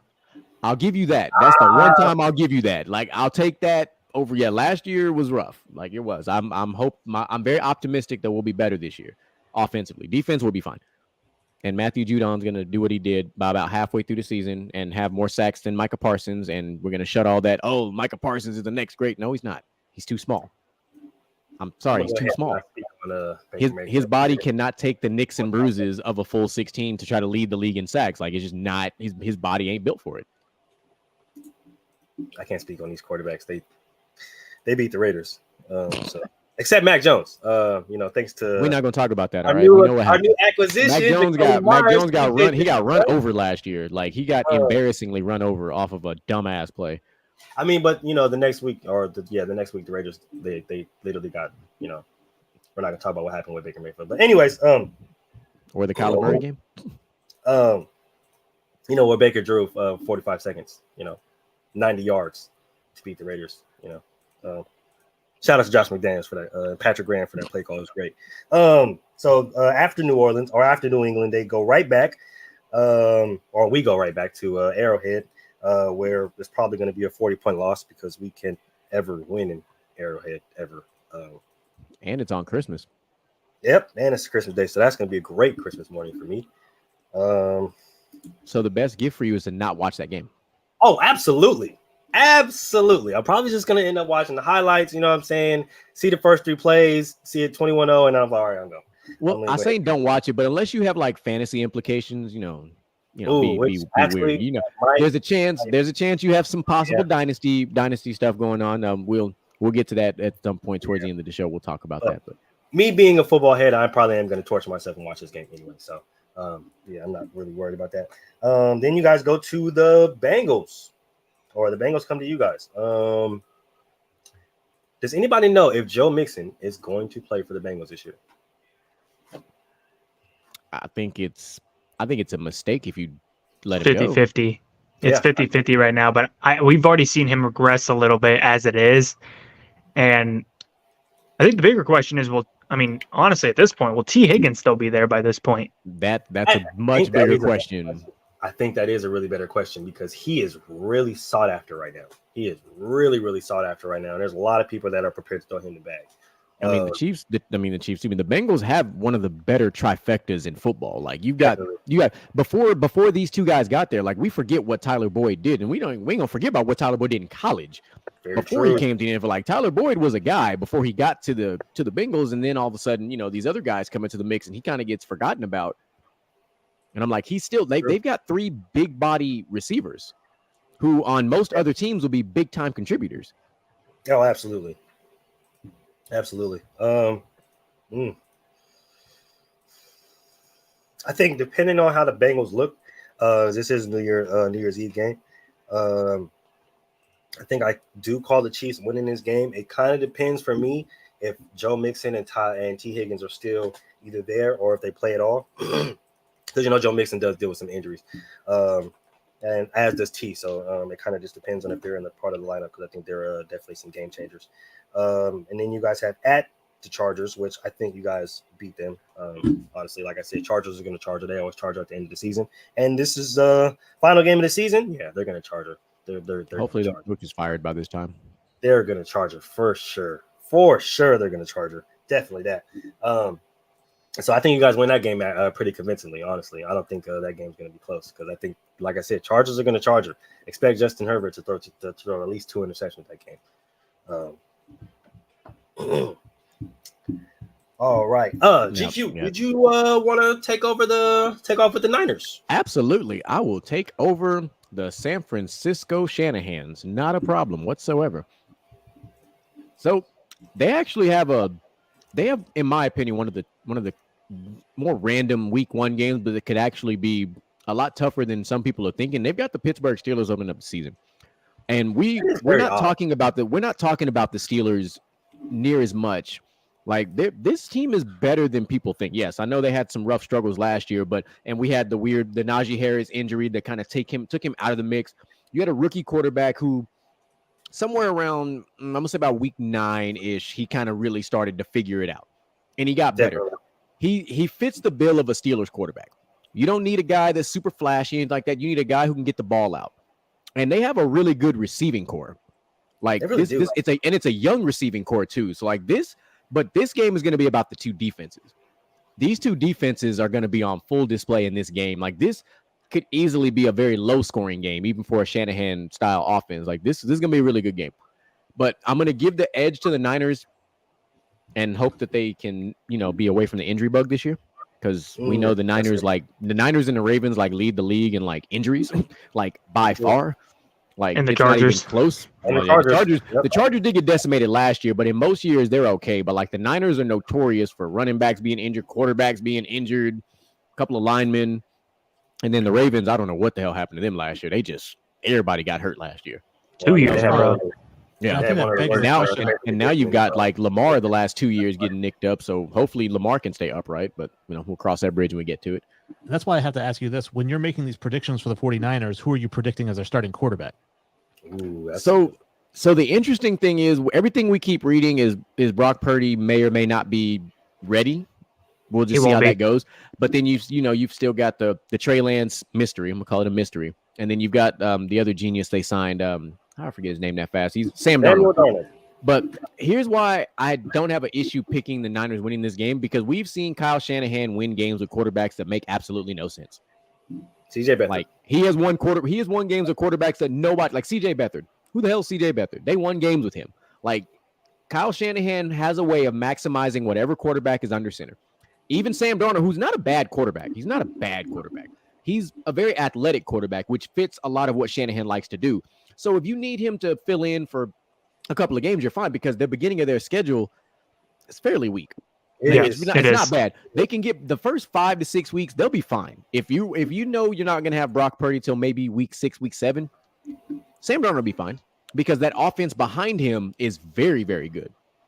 So I'd assume Trey Lance is the starter. With how much they put into him capital-wise, you have to give him a chance to really take the keys of the franchise. And this is his last chance, though. He can't afford another season-ending injury. You got to give him the chance to have the keys of the franchise, because that's what you spent all those picks for. Yeah, I would start Trey Lance for this reason. I need to build his trade equity. Yes, because I am on a short list of people but I think Brock Purdy may have taken this job from him, because. But we got to see. We still got to see. But Brock Purdy kind of came out of nowhere. Nobody really knew who this guy was, and he showed up and showed out. And quarterback isn't a position you build trade equity in. If your quarterback's winning, you ride that as long as you can. You don't trade him on a 5-game winning streak. Is this his last year on this contract for Trey Lance, or has he got 2 more years? I don't know if they have to pick up his option next year. Yeah, I think this is have to pick up his option next year. No. Yeah. He's running year 4. Okay, he 3 or 4. I think he's on 3, so he might actually have one more year. That's right. Jordan Love is on year 4. Oh yeah, that's right. Okay, that's right. Yeah, he's on 3. Love's on 4. There we go. That's what it is. So he's coming up on an option year. Then that's where we are with him. So we'll see what happens. I'm kind of conflicted around that Trey Lance and Brock Purdy, because they did have an entire offseason last year in which Trey Lance did win the starting job. Now I understand that Brock came in and he was a rookie. He was, he did get drafted that year, but they did have that entire offseason to necessarily compete, and Trey did come out on top. And if Trey doesn't get hurt, we necessarily don't know how that season goes and how he goes on to play. It's just that quarterback battle has been really, really interesting and on the forefront of my mind, only because they had both of them in that QB room last year. Trey Lance came out in the forefront. now you have a bigger sample size of what you're going to do with Purdy or how you can use Purdy, but you still have Trey Lance, who people are really, really talking about, really talking heavy on George Kittle. The linemen are talking really big on him. Debo has came out and said really good things about him as well. So just that Niners QB situation, I've been keeping a really strong eye on. They do not like Sam Darnold, by the way. Like, you know what's interesting about this is something about the Niners. So we now have a more modernized version of Alex Smith, Colin Kaepernick now. Again. That is a really good point. We have this again, and it's the Niners. It's what is it with the Niners and this random thing? Because not necessarily, kind of in reverse. Like, if Colin Kaepernick was the first overall pick and Alex Smith was the because I mean, we're talking about their skill sets. But I get what you're getting at here. Yeah, like the whole like quarterback dilemma, because you had Alex Smith go down, Kaepernick came in, balled the hell out, and then on this situation, you had Trey Lance ball out, for the most part, kind of sort of. Then he got hurt. Brock Purdy comes in and just takes shit by storm. Then he gets an elbow injury, which for any quarterback that just fucks you up. And now you've got what we have now. And then Sam Darnold's just there. He's really just there. He's kind of like the COVID quarterback for this team. Let's just call it what it is. Like, he's not taking this franchise from either of these quarterbacks. Like, I'm taking either of those guys before I take Sam Darnold, but I think Sam Darnold is a good, competent backup. He'll be fine in a short window. I don't want him season long. We saw what happened when he was with the Jets. We saw what happened when he was with Carolina. He's not that guy. And it's just that that whole USC quarterback thing. Like, I'm gonna leave it at that. It's not too far off from the Ohio State quarterback situation when you start really digging into it. There ain't that many of either school that are very successful. Hey, no argument. Is that a Michigan flag behind you? Yeah, oh, man, I saw the Michigan man. Yeah, I'm with it. I'm with it. So week 2, they've got what's left of the Los Angeles Rams. And there's already, of course, speculation that Aaron Donald may be traded by the trade deadline, which, that means he gets traded to a contender. He's probably going to help take a team that one next step over. Now, granted, given his age and everything else, I don't know what you'd comfortably give up to bring in Aaron Donald, unless it's similar to a Von Miller thing. You knew Von Miller was up there in age, but look how much of a factor he was for the Rams when you brought him in. So point. It's like, depends on your value and depends on the type of situation you run. I think he would be a good fit in Dallas if you're going to start trading him. I think he'd be a good type of player for that type of team. Dallas needs that one thing. Like, this is that thing that Jerry Jones keeps talking about. Like, if you're going to make the Cowboys that level of relevant, especially in the NFC, which is ripe for the taking, a guy like Aaron Donald is probably what you need. It's not bringing in Brandon fucking Cooks. That ain't the move. And Gilmore. They had one of the better off seasons of the NFL. They did. They had a really good off season, but they also brought in a lot of aging players. Now, Gilmore is a different story. Gilmore has always been pretty consistent, even when he was with the Colts. Brandon Cooks is only 28, 29. He is. But Brandon Cooks is only 29. But his feels like he's been in the league for 20 years. His injury history makes him 45. That is true. With all the concussions and everything else, like, he's one more big hit away, kind of like Tua, like, from being kind of done, because he's what, 3? He was 3 concussions in, and then of course when he was with the Patriots in the Super Bowl, he got knocked out in the first quarter, changed the entire dynamic of that game. Michael Jenkins. Yeah. I'm actually thinking a perfect fit for Aaron Donald, if I'm going to craft it out, is a team like Cincinnati, who was bottom 5 in hurries and sacks last year in the NFL. They go out and get Aaron Donald to add that offense. That's pretty solid. Which, and they also didn't they add, was it Chris Jones, I believe, too? Chris Jones with the Chiefs. Not Jones. They added another former player. The Bengals did. They added some. They lost Jesse Bates in the secondary, which is a huge loss for that defense. That doesn't get talked about near enough. That's a huge loss. That's why I don't think the Bengals will ever beat the Chiefs next year. For that reason, because I don't think their secondary is nearly strong enough. Because when people look at the Bengals, they talk about Joe Burrow's performance. If we're going to keep it 100,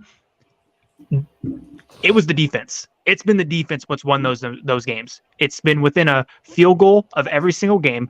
And also, I don't think the Chiefs have ever scored more than 26 more than once in those meetings, which, if we know the Chiefs offense, that's unheard of, right? Keeping the Chiefs at 20 points, 23 points, not common, right?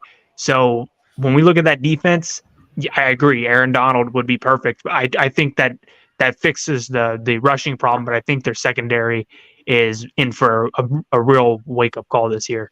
Yeah. See, with the Bengals, I think it's a total team effort because that offense is one of the few offenses that can go toe-to-toe with Kansas City, despite the offensive line issues that they have. Offensively, they can score almost as fast as Kansas City can if you don't scheme it accordingly. And it doesn't even have to be Jamar Chase to beat you, because we just talked about the trifecta they have, and we'll see what they do with the running back. Although position. I think the Chiefs' defense has gotten substantially better. And I think it will continue to get better. I think the Chiefs defense is on par right now to be a top 10 defense in the league. And if you give Mahomes a top 10 defense and D-Hop possibly, chalk it up. It's over. I'll go out on a limb and I'll tell you, I think they're, because of how they had a bunch of rookies and everybody and all that Super Bowl experience, I'm giving them a top 8 defense coming into this season. Because you've got a defense that had a bunch of rookies in the secondary, which is one of the most craziest places to have a bunch of rookies is in the secondary. And they made it to the Super Bowl, and they played against an Eagles offense that has a lot of playmakers. You got A.J. Brown and Devontae Smith against rookies, and these guys showed up and showed out. They've got the experience. I won't be surprised if the Chiefs have a top 10, but I think they'll come in as at least one of the top 8 defensive units by at least mid-season. Well, I mean, when you look at the Chiefs, like you said, they had a really, really young defensive backcourt last year. And honestly, when you looked at them early in the season, everybody thought that their defense had a whole bunch of problems in it did. It did. 100%. 100% it did. That's not the question. It's that they somehow fixed it. It just fell into their lap, because you look at that defensive line, you needed Karlaftis, you needed other guys to show up their rookie year, because you knew Chris Jones was going to do his thing. Steve Spagnuolo got them boys right. Steve Spagnuolo, he is going to be the death of me. I swear. That man, it is the biggest hills and valleys with that man. It's like for 3 weeks straight, you'll be like, this dude, how is he in the NFL? How does this guy coach NFL teams? Oh my God. It's 3rd and 2, and we're running cover 3, 15 yards off the ball. What are we doing? Yeah, but when it works. Yeah, and honestly, I think that's what it is. Like Steve, his schemes, I think he schemes sometimes. He schemes wrong for the wrong teams. Like he'll scheme, so he'll cook up a scheme, and he'll think it's a good fit for this team, but it's not. But then he'll use the same scheme with the next team, and he'll be like, holy shit, wait, that works. Wait, that one works. It works for this team. See, you gotta be innovative. But yeah, no, definitely. I definitely think they have an opportunity to be a top 10 defense, just because you've seen their young players, mainly their corners, not only develop really, really quickly, but buy into what the scheme was and what defensive system they wanted to run. And once they did that, they looked absolutely tremendous. Yeah. So coming back to this schedule, week 3, they have got the New York Little Giants. The Little Giants. So we'll see. We maybe Saquon's still holding out by this time, or we'll see what happens on Monday with all that fun stuff. Week 4, they've got the Arizona Toddlers. The Arizona Baby Birds. Yeah, and they won't even have their main toddler because he's still jacked up and he's talking and chirping on social media for no apparent reason. Like, Kyler, shut the fuck up. Like, put the work in and, like, bro, just show us on the field. That's all I'm saying. I'm leaving it at that. Show us on the field. I don't need anything else from you. Although after that game, they got a tough stretch. They do. 49ers got a rough stretch. This is where we find out if the Niners are going to be in that conversation, because I still think they'll make the playoffs. But this stretch is going to tell us a lot about the Niners. And they've got week 5 against the Cowboys. We'll see. That'll be an interesting game. We'll see how both teams beat the Niners for once in y'all damn life. Can y'all beat the Niners for once in y'all damn life? Please. Okay. I don't know. I mean, I know a lot of Dallas fans, but they in Texas. Okay.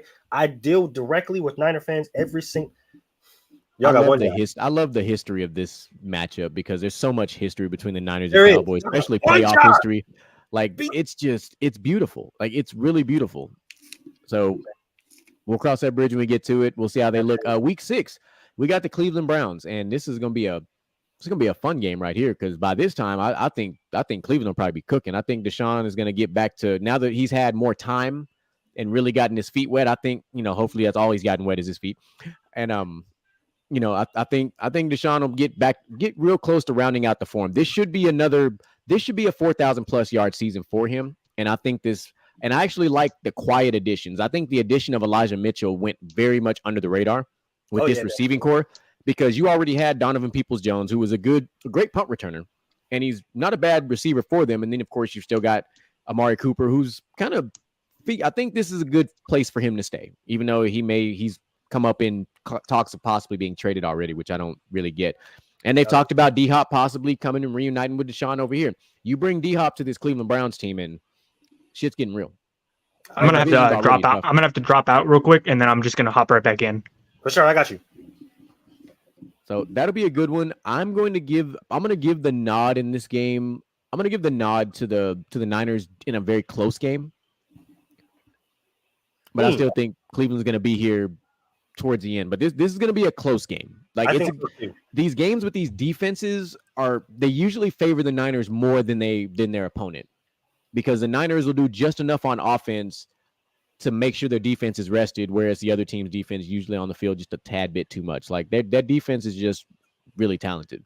I mean, I can understand that point. I just think that Cleveland with that running game and how consistent Nick Chubb is especially that early.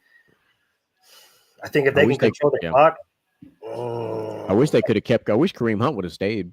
Oh man, you and me both. Oh my God, that 1-2 punch would have been so sick.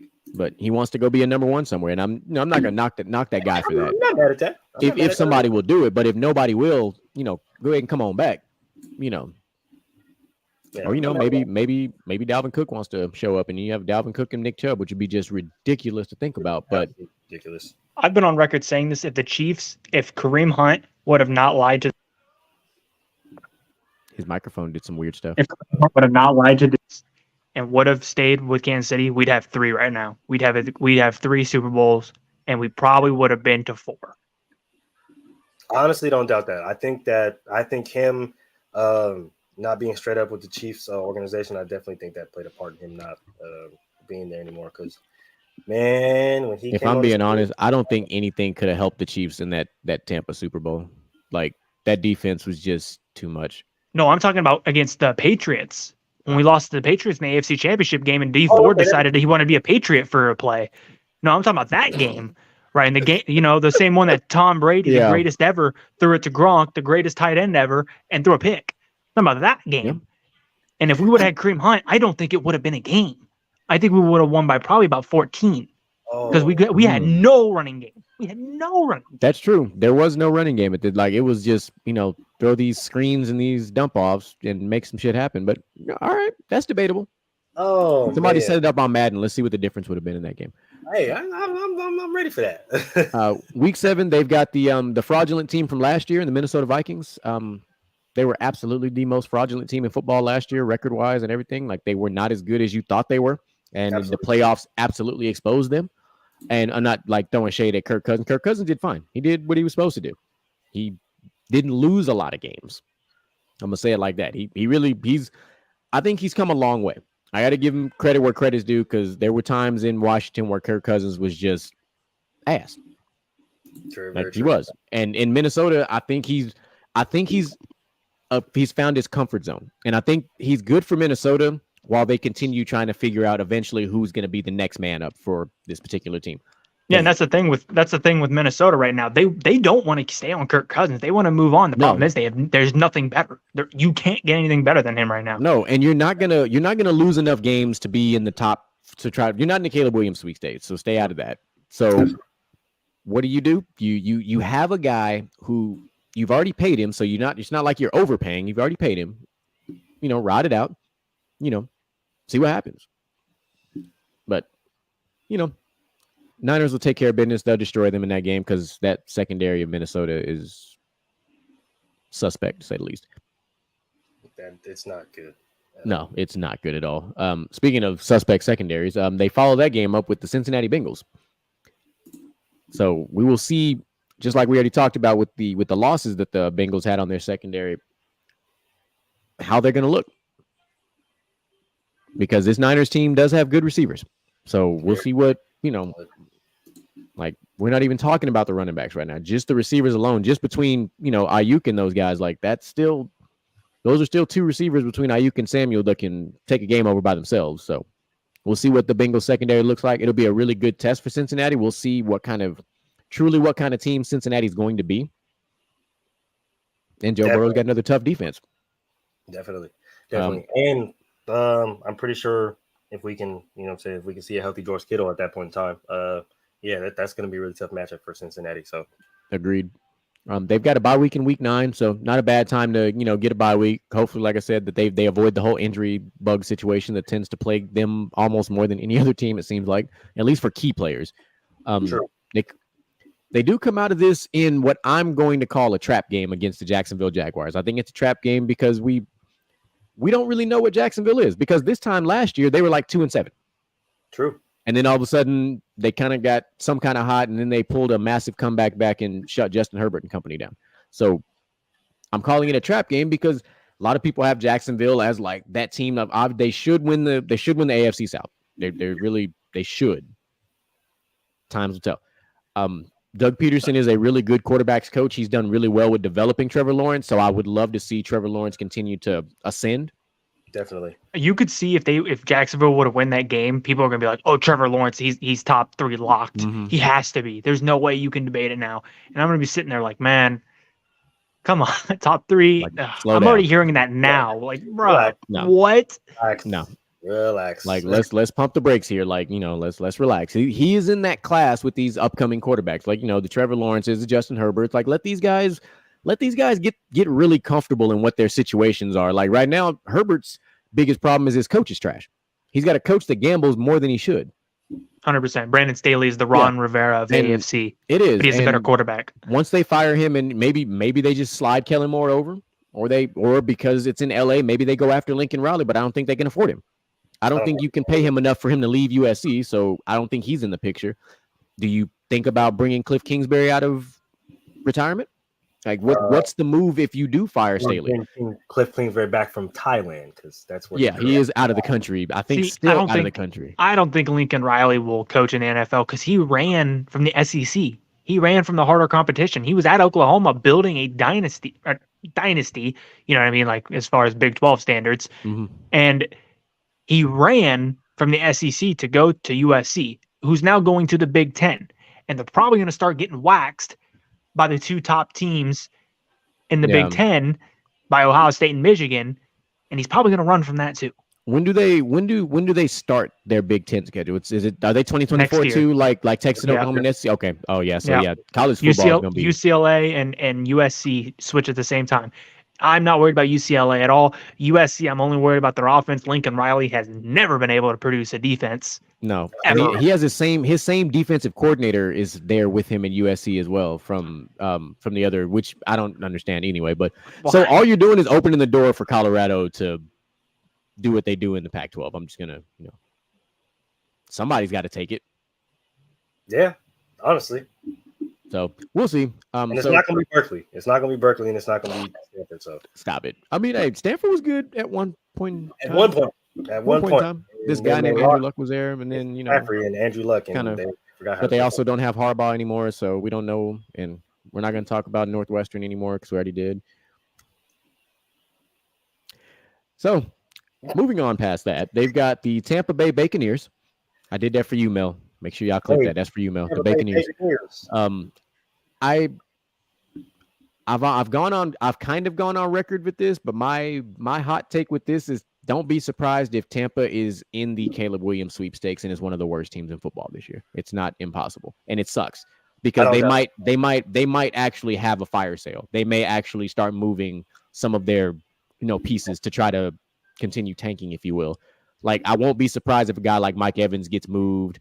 Like, I hear Oregon. I just don't trust Oregon. Yeah, I can't trust. Every time I want to trust Oregon, what happens to them happened when Marcus Mariota was there. Like, literally every time I want to put my trust in Oregon and think, oh yeah, Oregon might no.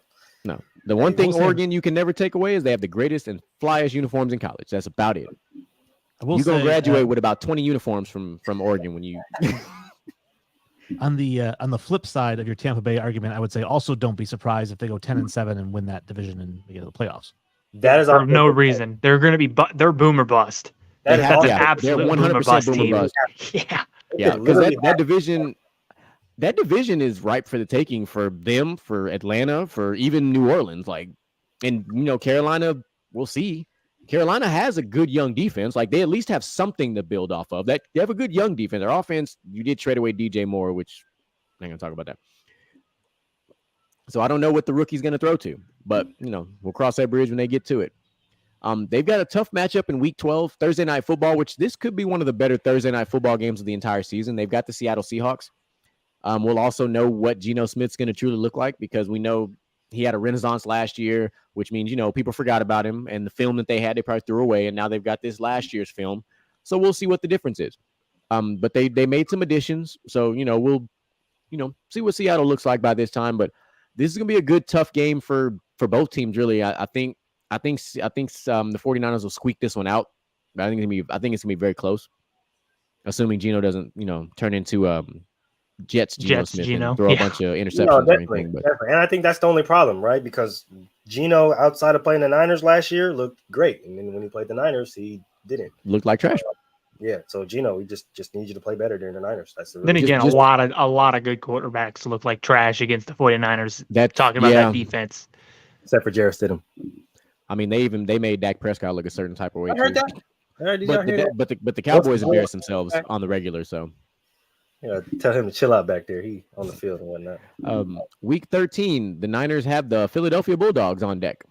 Philadelphia, Georgia national championship Bulldogs. Yeah, so they got they got some tough defenses, in this little, they got Seattle twice, and then you got Philly kind of in the middle. So that's we'll see what Philly truly looks like by this time too. Like, we'll have a lot of questions answered by Week 13 for Philly as well. Like, a lot of people are kind of downing on Philly, thinking that they're going to take a step back because they lost their offensive coordinator. Now he's a head coach. Well, they lost a couple of coaches.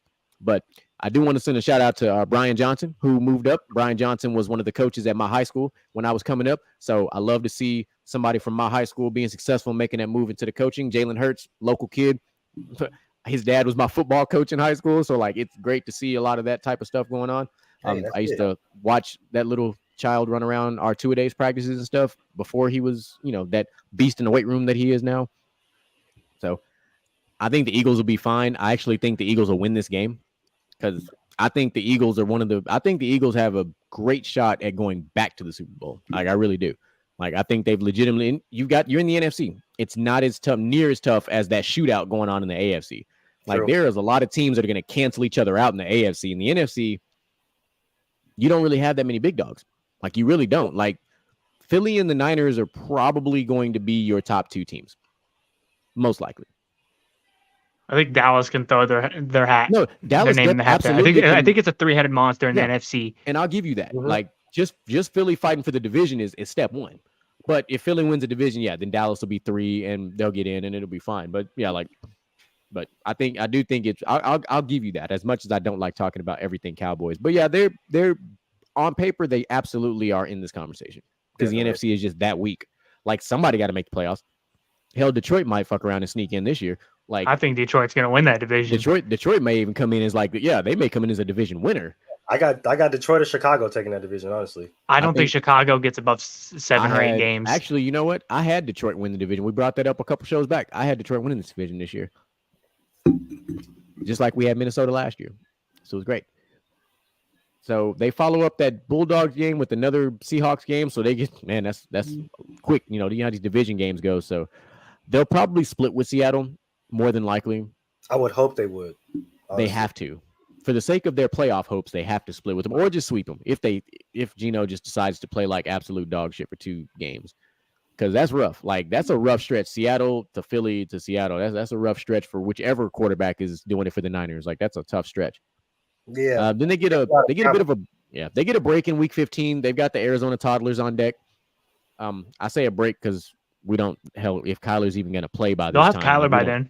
But record-wise, he might be traded. They might trade Kyler by then. Record-wise, they might only have 2 games worth of wins on their schedule by this time. Yeah, exactly. Also true. So, if you're 2 by week 15, if you're like 2-12 or whatever it is, like, do you even keep Kyler starting? Like, do you risk him getting injured again like he was, the last 2 years? Probably not.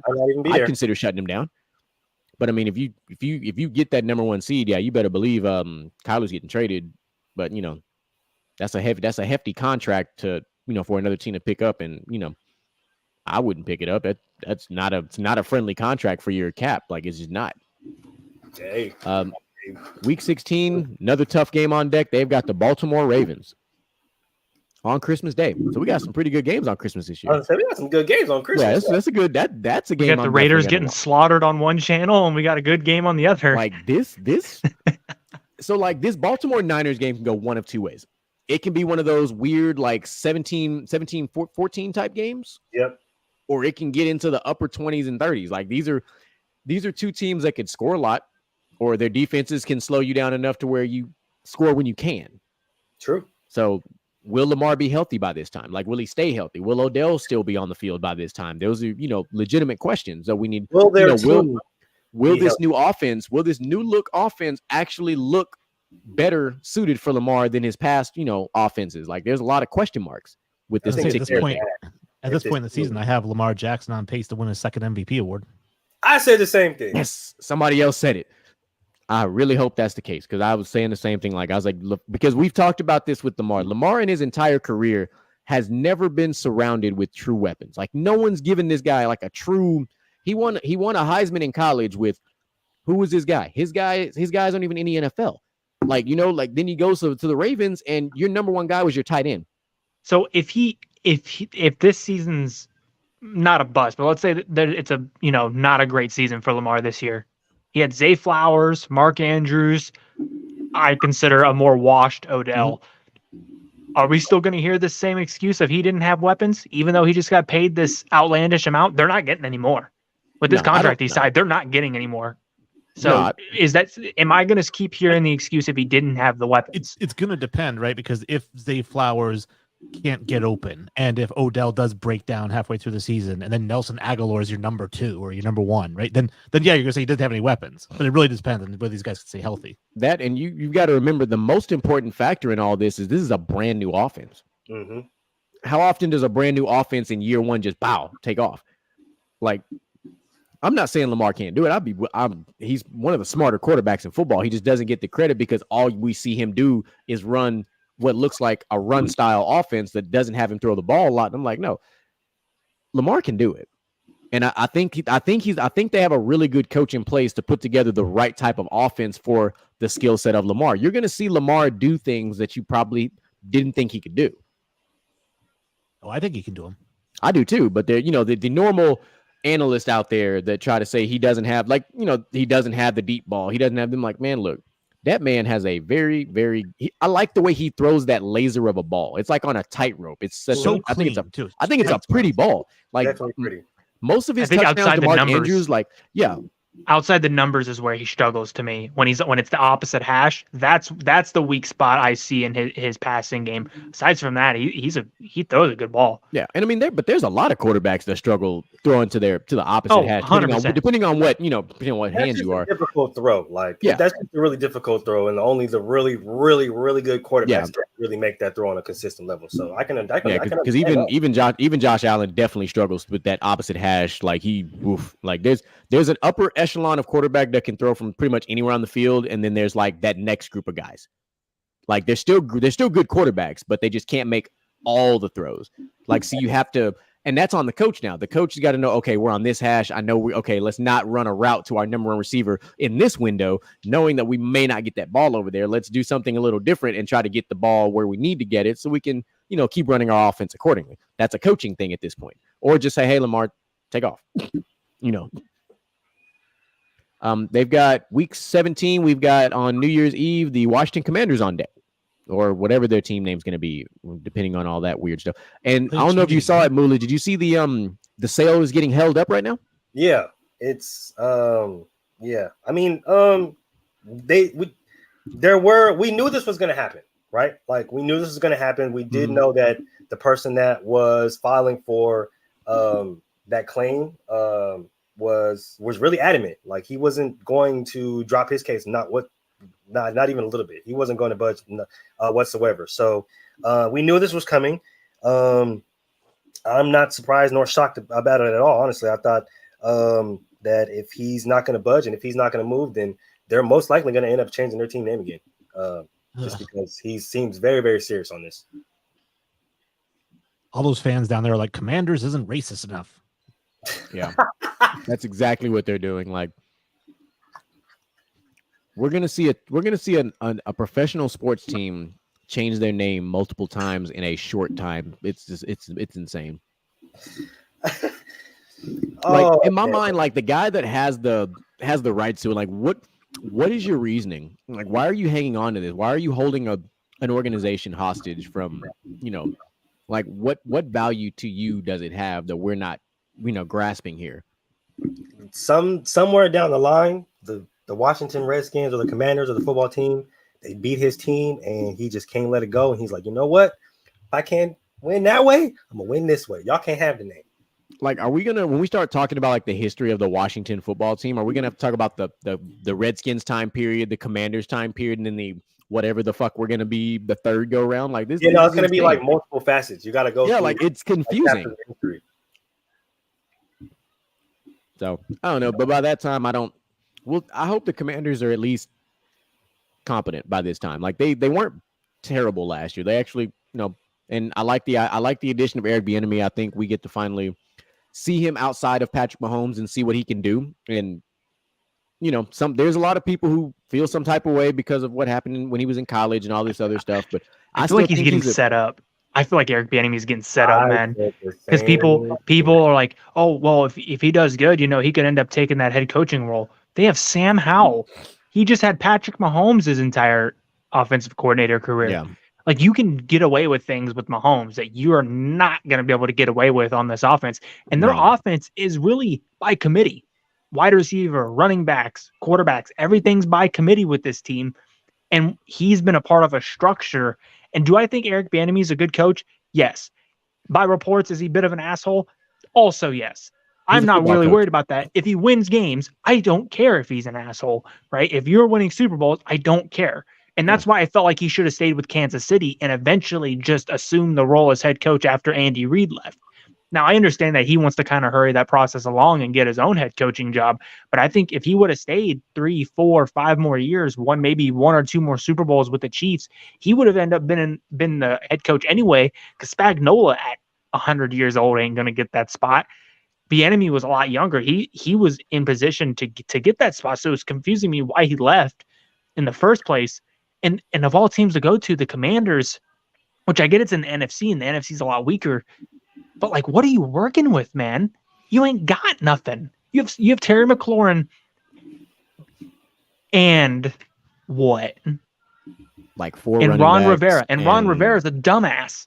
We've already established that he's the Brandon Staley of the NFC. So, I mean, he'll take all these unnecessary risks on his own side of the 50 that will screw his offense. So I feel like at the end of the day, we're going to sit here and go, Eric Bieniemy's not doing good as an offensive coordinator because he's going to be calling the shots on offense. But he's just doomed. Honestly, I feel like he's just doomed. Yeah, unfortunately, it's another boomer bust situation. Yes. Like, it's either going to be really good and, the Commanders win 9-10 games, which is fine for a first-year coordinator, or they're going to be juice, like trash can juice again. And Ron Rivera is going to be like, oh, that was for a playoff spot? Like, dumb shit like that. Oh, God.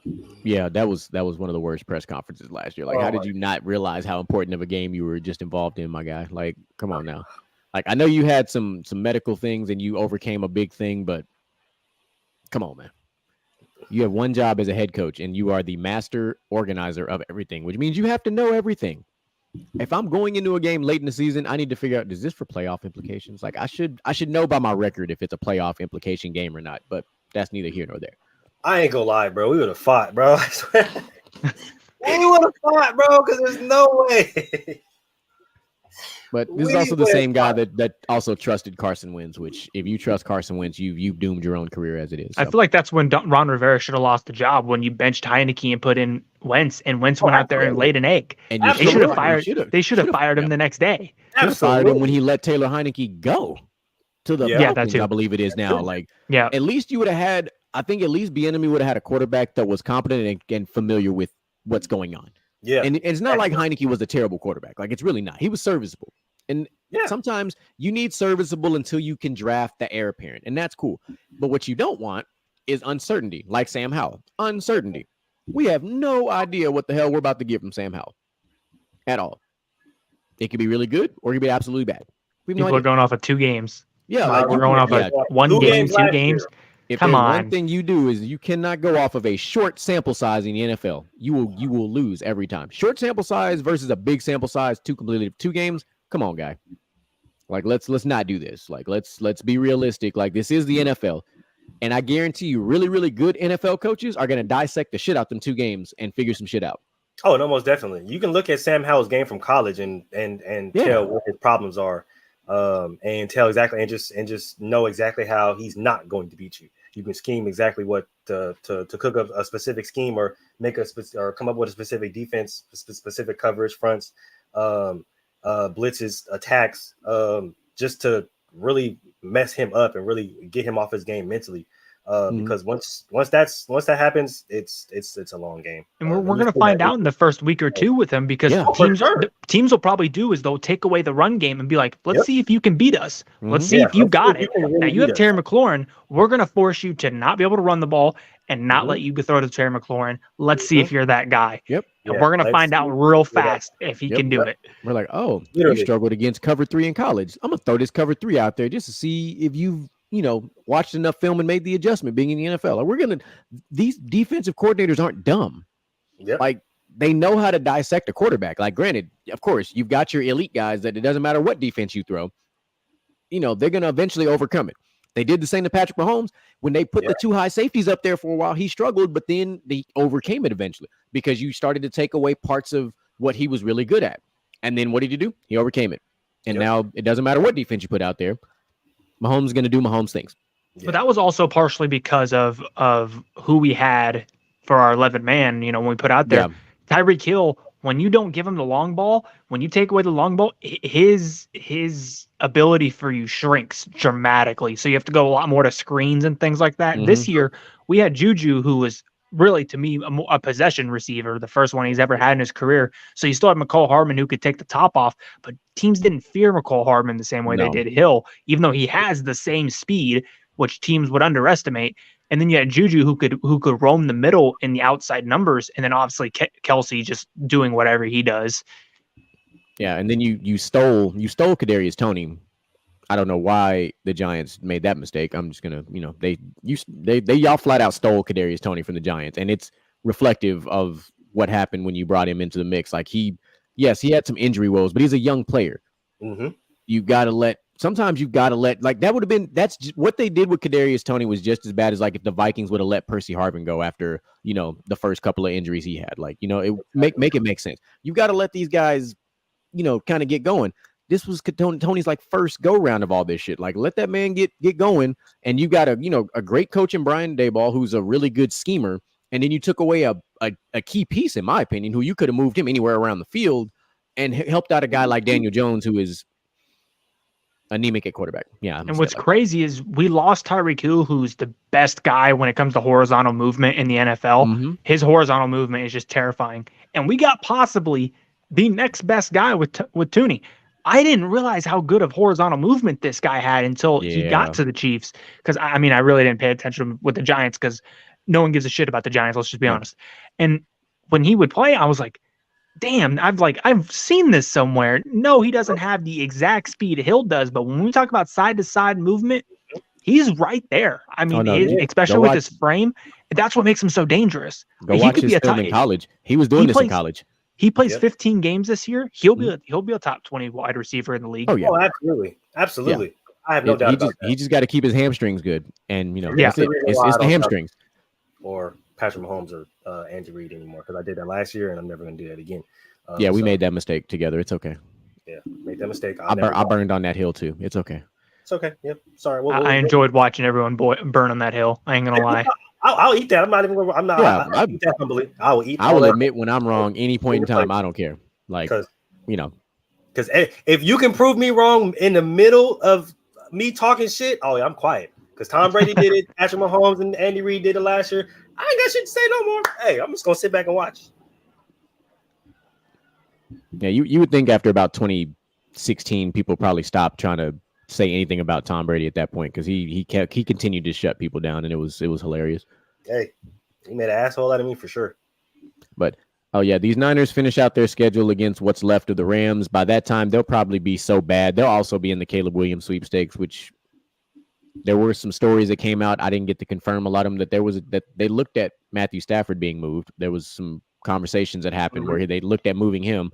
So the Rams could be another team. If they start, selling a couple of pieces, they could be in this sweepstakes for this number 1 pick too. And I don't doubt that at all.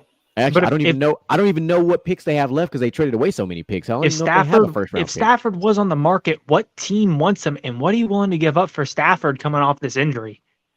That's a great question. I've heard they've also talked about shopping Cooper Kupp. Yeah, I've heard they're talking about doing a total overhaul. Yep. Kupp, Stafford. But see, Cooper Kupp still has some massive value in the market, though. Oh yeah, like Kupp's got serious. Like you're talking about the Triple Crown guy. Like he's got value. But I would take my time. I'm trying to go to a contender. I'm not trying to just go to like any old franchise. Like we're not trying to do that. Because Kupp instantly turns your team into like if you're an average team, he makes your team that much better by himself. True. That's true. Because I mean, even when you added Odell late in the season when he was with the Rams, like you knew what Kupp was going to give you, and he took up so much attention that you forgot. Like, oh man, Odell can still do these things. Yep. Yeah, that's so. I don't know, but then we got to remember Sean McVay did sign a new contract too. So like, do you want to full on start over here? Like, what do you what's the game plan if you're the Rams now? It depends on. I think it really depends on if Matt Stafford retires or not, or if he's able to really play again. Because that elbow, again, like with the Brock Purdy, and people are like, Brock Purdy will be good by week 1. Y'all have had this. No, we're talking like 8 months to a year. I mean, it's bad. What happened to these guys is horrible. Like, I'm surprised Josh Allen still did it because he had the UCL injury too. Yeah. And I'm like, you noticed it. You definitely noticed it. I'm surprised that they didn't try to shut him down for a little bit, but it's like they almost couldn't because of where they were as far as the records go. Yeah, not just that, he's 85% of their offense. Yeah, that's why when people say that he's not a top 5 quarterback, I'm like, how? He's 85% of the leading rusher and their quarterback. Like that's not good. I just don't like how the Bills use him. How do you have a team as good as the Bills and not draft a running back? That's my thing. Let me fix that. I don't like how he uses himself. Josh Allen, for the love of everything that is football, please slide, bro. I get you're 6 everything, you're 2 everything, but please slide because you're going to end up like Cam Newton, okay? Skid down or get out of bounds. Stop taking so many hits. Yeah, I've been saying that for 2 years. You're going to either end up, depending on how his trajectory of his career goes, and he's even actually stated this himself. I said, you're either going to turn out like Cam Newton or Ben Roethlisberger. Are you going to learn to finally stop taking the hits and have a prolonged career? And he actually said this. He's like, I want my career to turn out more like Ben Roethlisberger, not like Cam Newton. But you're not doing that, man. Like, I get it. Every once in a while, you're going to have to put your neck out there for the end zone. It happens, right? But you can't be doing that at the 50. Exactly. Well, Big Ben was never going to be your leading rusher for your football team either. Big Ben ain't that fast. No, but he was mobile earlier in his career, and he reeled it way back because he knew he wasn't going to be able to. No, he was never going to be a leading rusher, especially with the running backs they were giving him. But that's the thing. Buffalo hasn't supplied him with a running back. They need to go out and get Dalvin Cook, get James Cook and Dalvin Cook on the same team. I swear they've had ample opportunities to either draft a running back or sign a free agent. Hell, bring in Kareem Hunt for any bring in any kind of competent. But here's the thing: like if you bring in Dalvin Cook, you now bring a 1,000-yard rusher to Buffalo, which now you can take a good amount of rushes off of Josh Allen. You got his little brother too. You got his little brother there as well, which is good because his little brother is still kind of learning the game, and it only benefits that team. Yeah, Man, your camera looks funny, Mulich. There it goes. All right. I still think that. I still think they need to go out and find a running back, some way, shape, or form of running back talent to help. Or shoot, hope we got a time machine to help James Cook develop faster. Because look at the market. Philly was able to sign DeAndre Swift. Yep. Like a guy like David Montgomery got moved. He was. I mean, that which means he was available, which means your front office is not making phone calls. You could probably sign a guy like Ezekiel Elliott for a couple $1 million. You probably could. And you know what? For a team like Buffalo, he'd be fine. Like you're not asking Zeke to run for 1,600 yards. You just really and truly need Zeke for, let's just be realistic, 9 to 1,000. If he can still run for 1,000, but you at least need him for 900 yards. I think Zeke can pull that off for you. Because that's still less rushes that Josh Allen has to do. I'm curious to see the breakdown though of where he's getting his rushing yards. If Josh Allen is rushing on designed run plays, or if he's scrambling and rushing. Because if that's where he's getting his rushing yards, then having a good running back is not going to help you. He's still going to run on those pass plays. Goat, stop the fucking cap. He still has a DeAndre Swift profile picture. Yeah, I don't have a cap big enough to wear.